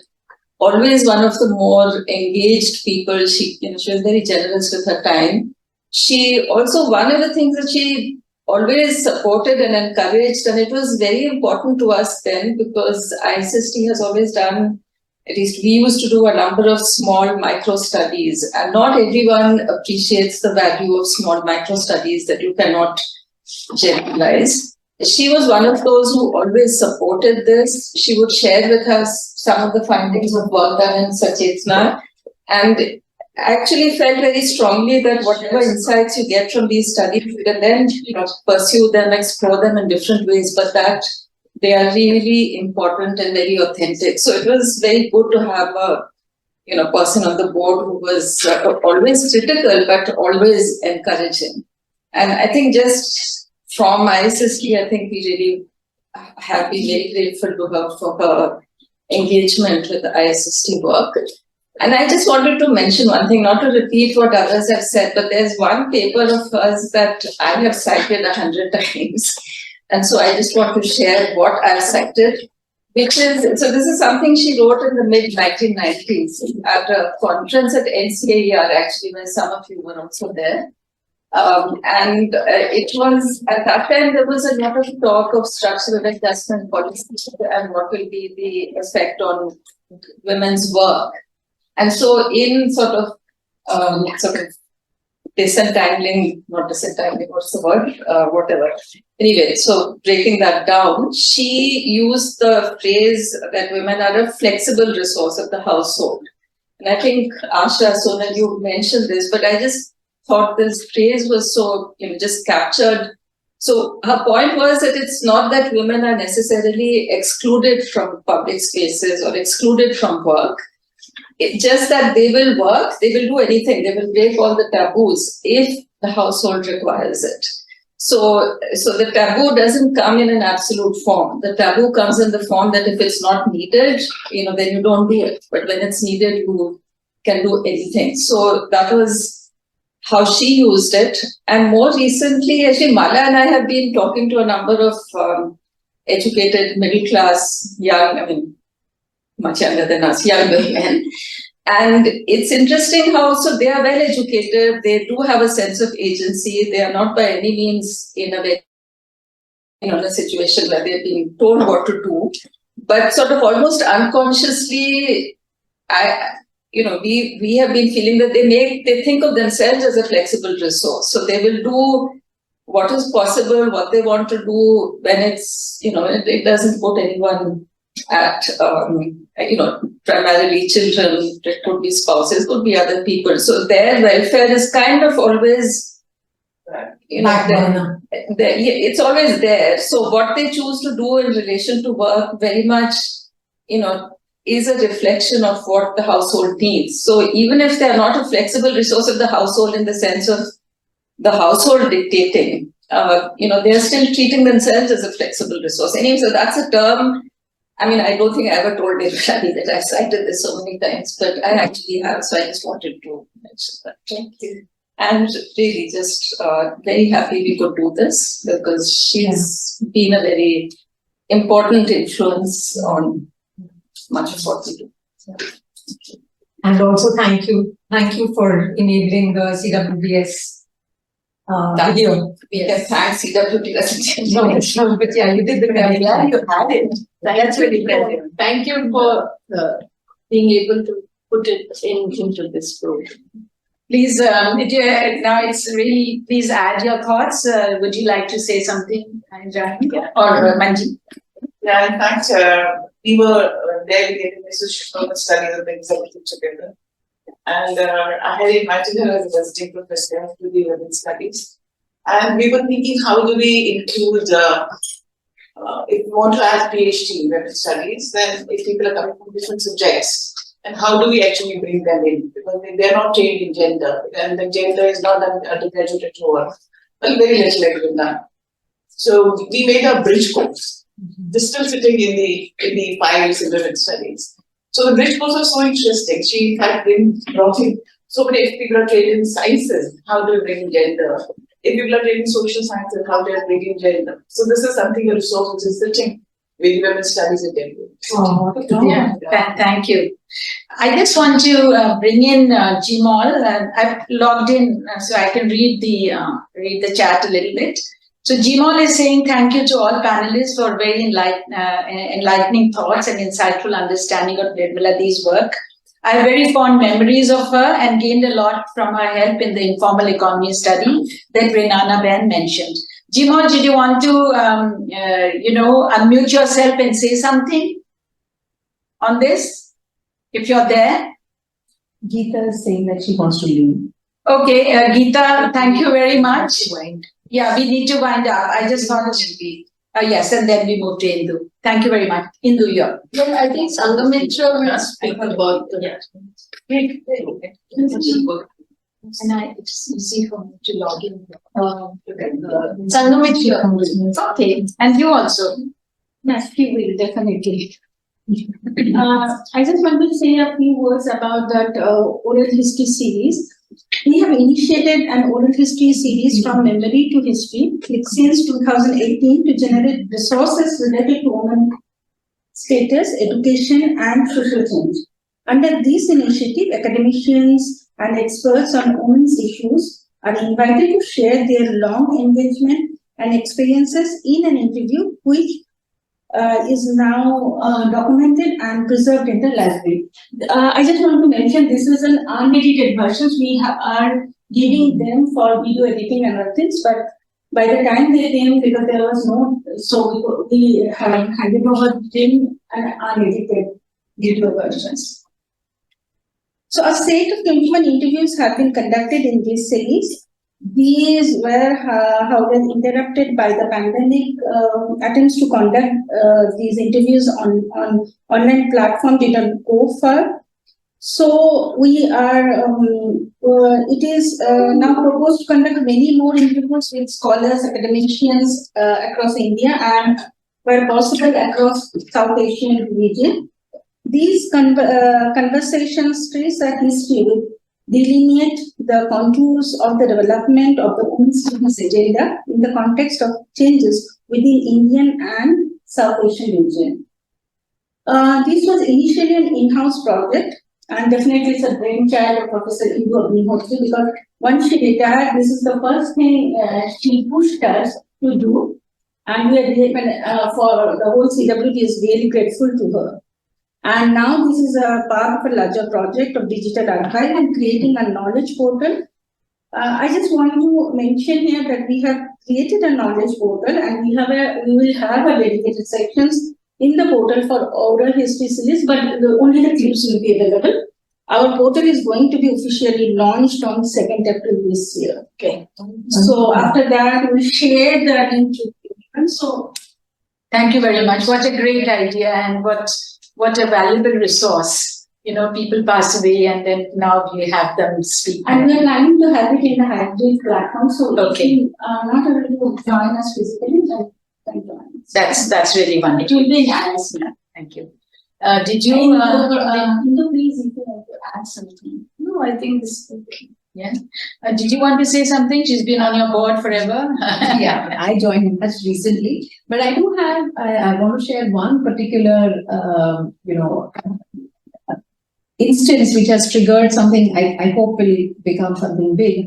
I echo, in fact, what Ratna has said is that she would all be very grounded in the few meetings that were there, and she would make it a point after COVID, even when the travel started, she would come all the way from with all her health issues. That dedication was really amazing. And I think one thing that when we were looking at what do we need to focus on and building strategy, one of the things that she was saying that okay, we've had this community center. ISST has this community center for almost 20 years now in East Delhi.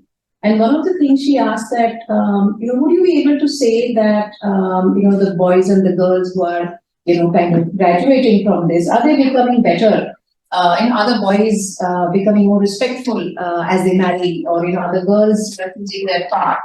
And that really got me thinking. And then when I shared this with our team, they've taken it up and we're building a very detailed demographic profile now, because this is going to require tracking them over the years in terms of, because the team there says that we do a lot of gender embedded, and then how is it all culminating? And I just want to, place my thanks to her for asking us that question at the board, and, we hope that, this project kind of becomes, and the team has already done 2 rounds of this kind of data collection, very elaborate, but I think they're already doing it, and well, I just want to say that, her eye for detail, and that I kind of resonate, what a lot of you have said that, keeping the action and evidence together is really something that I cherish and always take with me. And of course, as a student, Devaki, Nirmala ji, or many of you sitting around here, and early years of my own career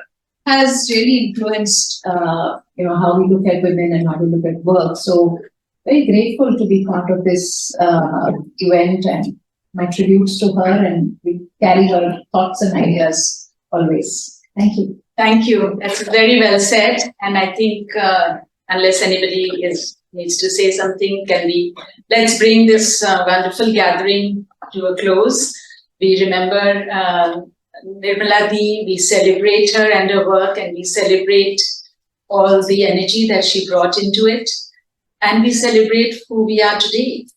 All of us, I think, are part of that history and are contributing. So thank you for thinking of this and making it happen. Yes, All of thank you.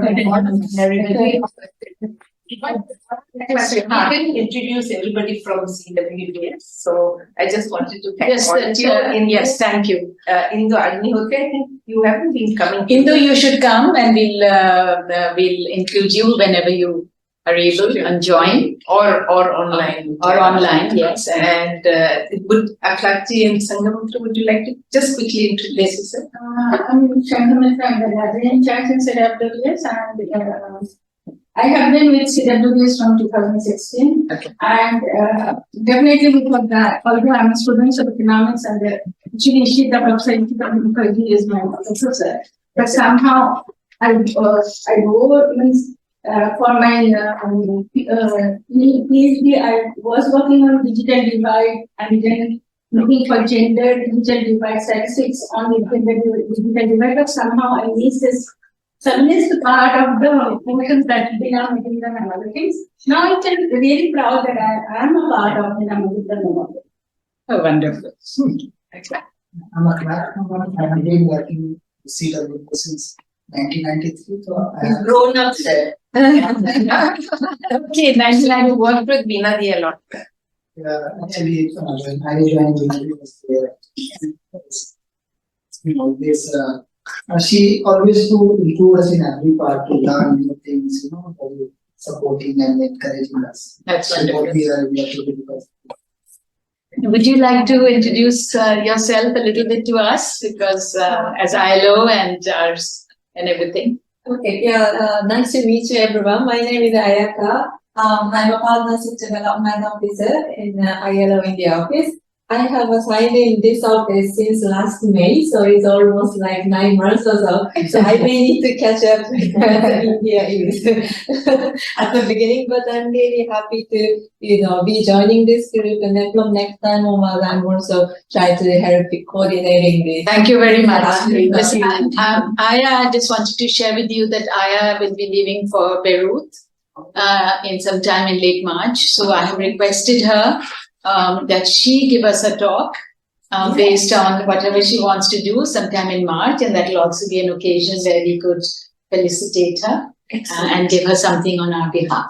Wonderful. So the date has to be fixed, and I has agreed to it in principle. Wonderful. So with that, lunch is waiting, and there's, as I said, some Rajasthani sweets as well.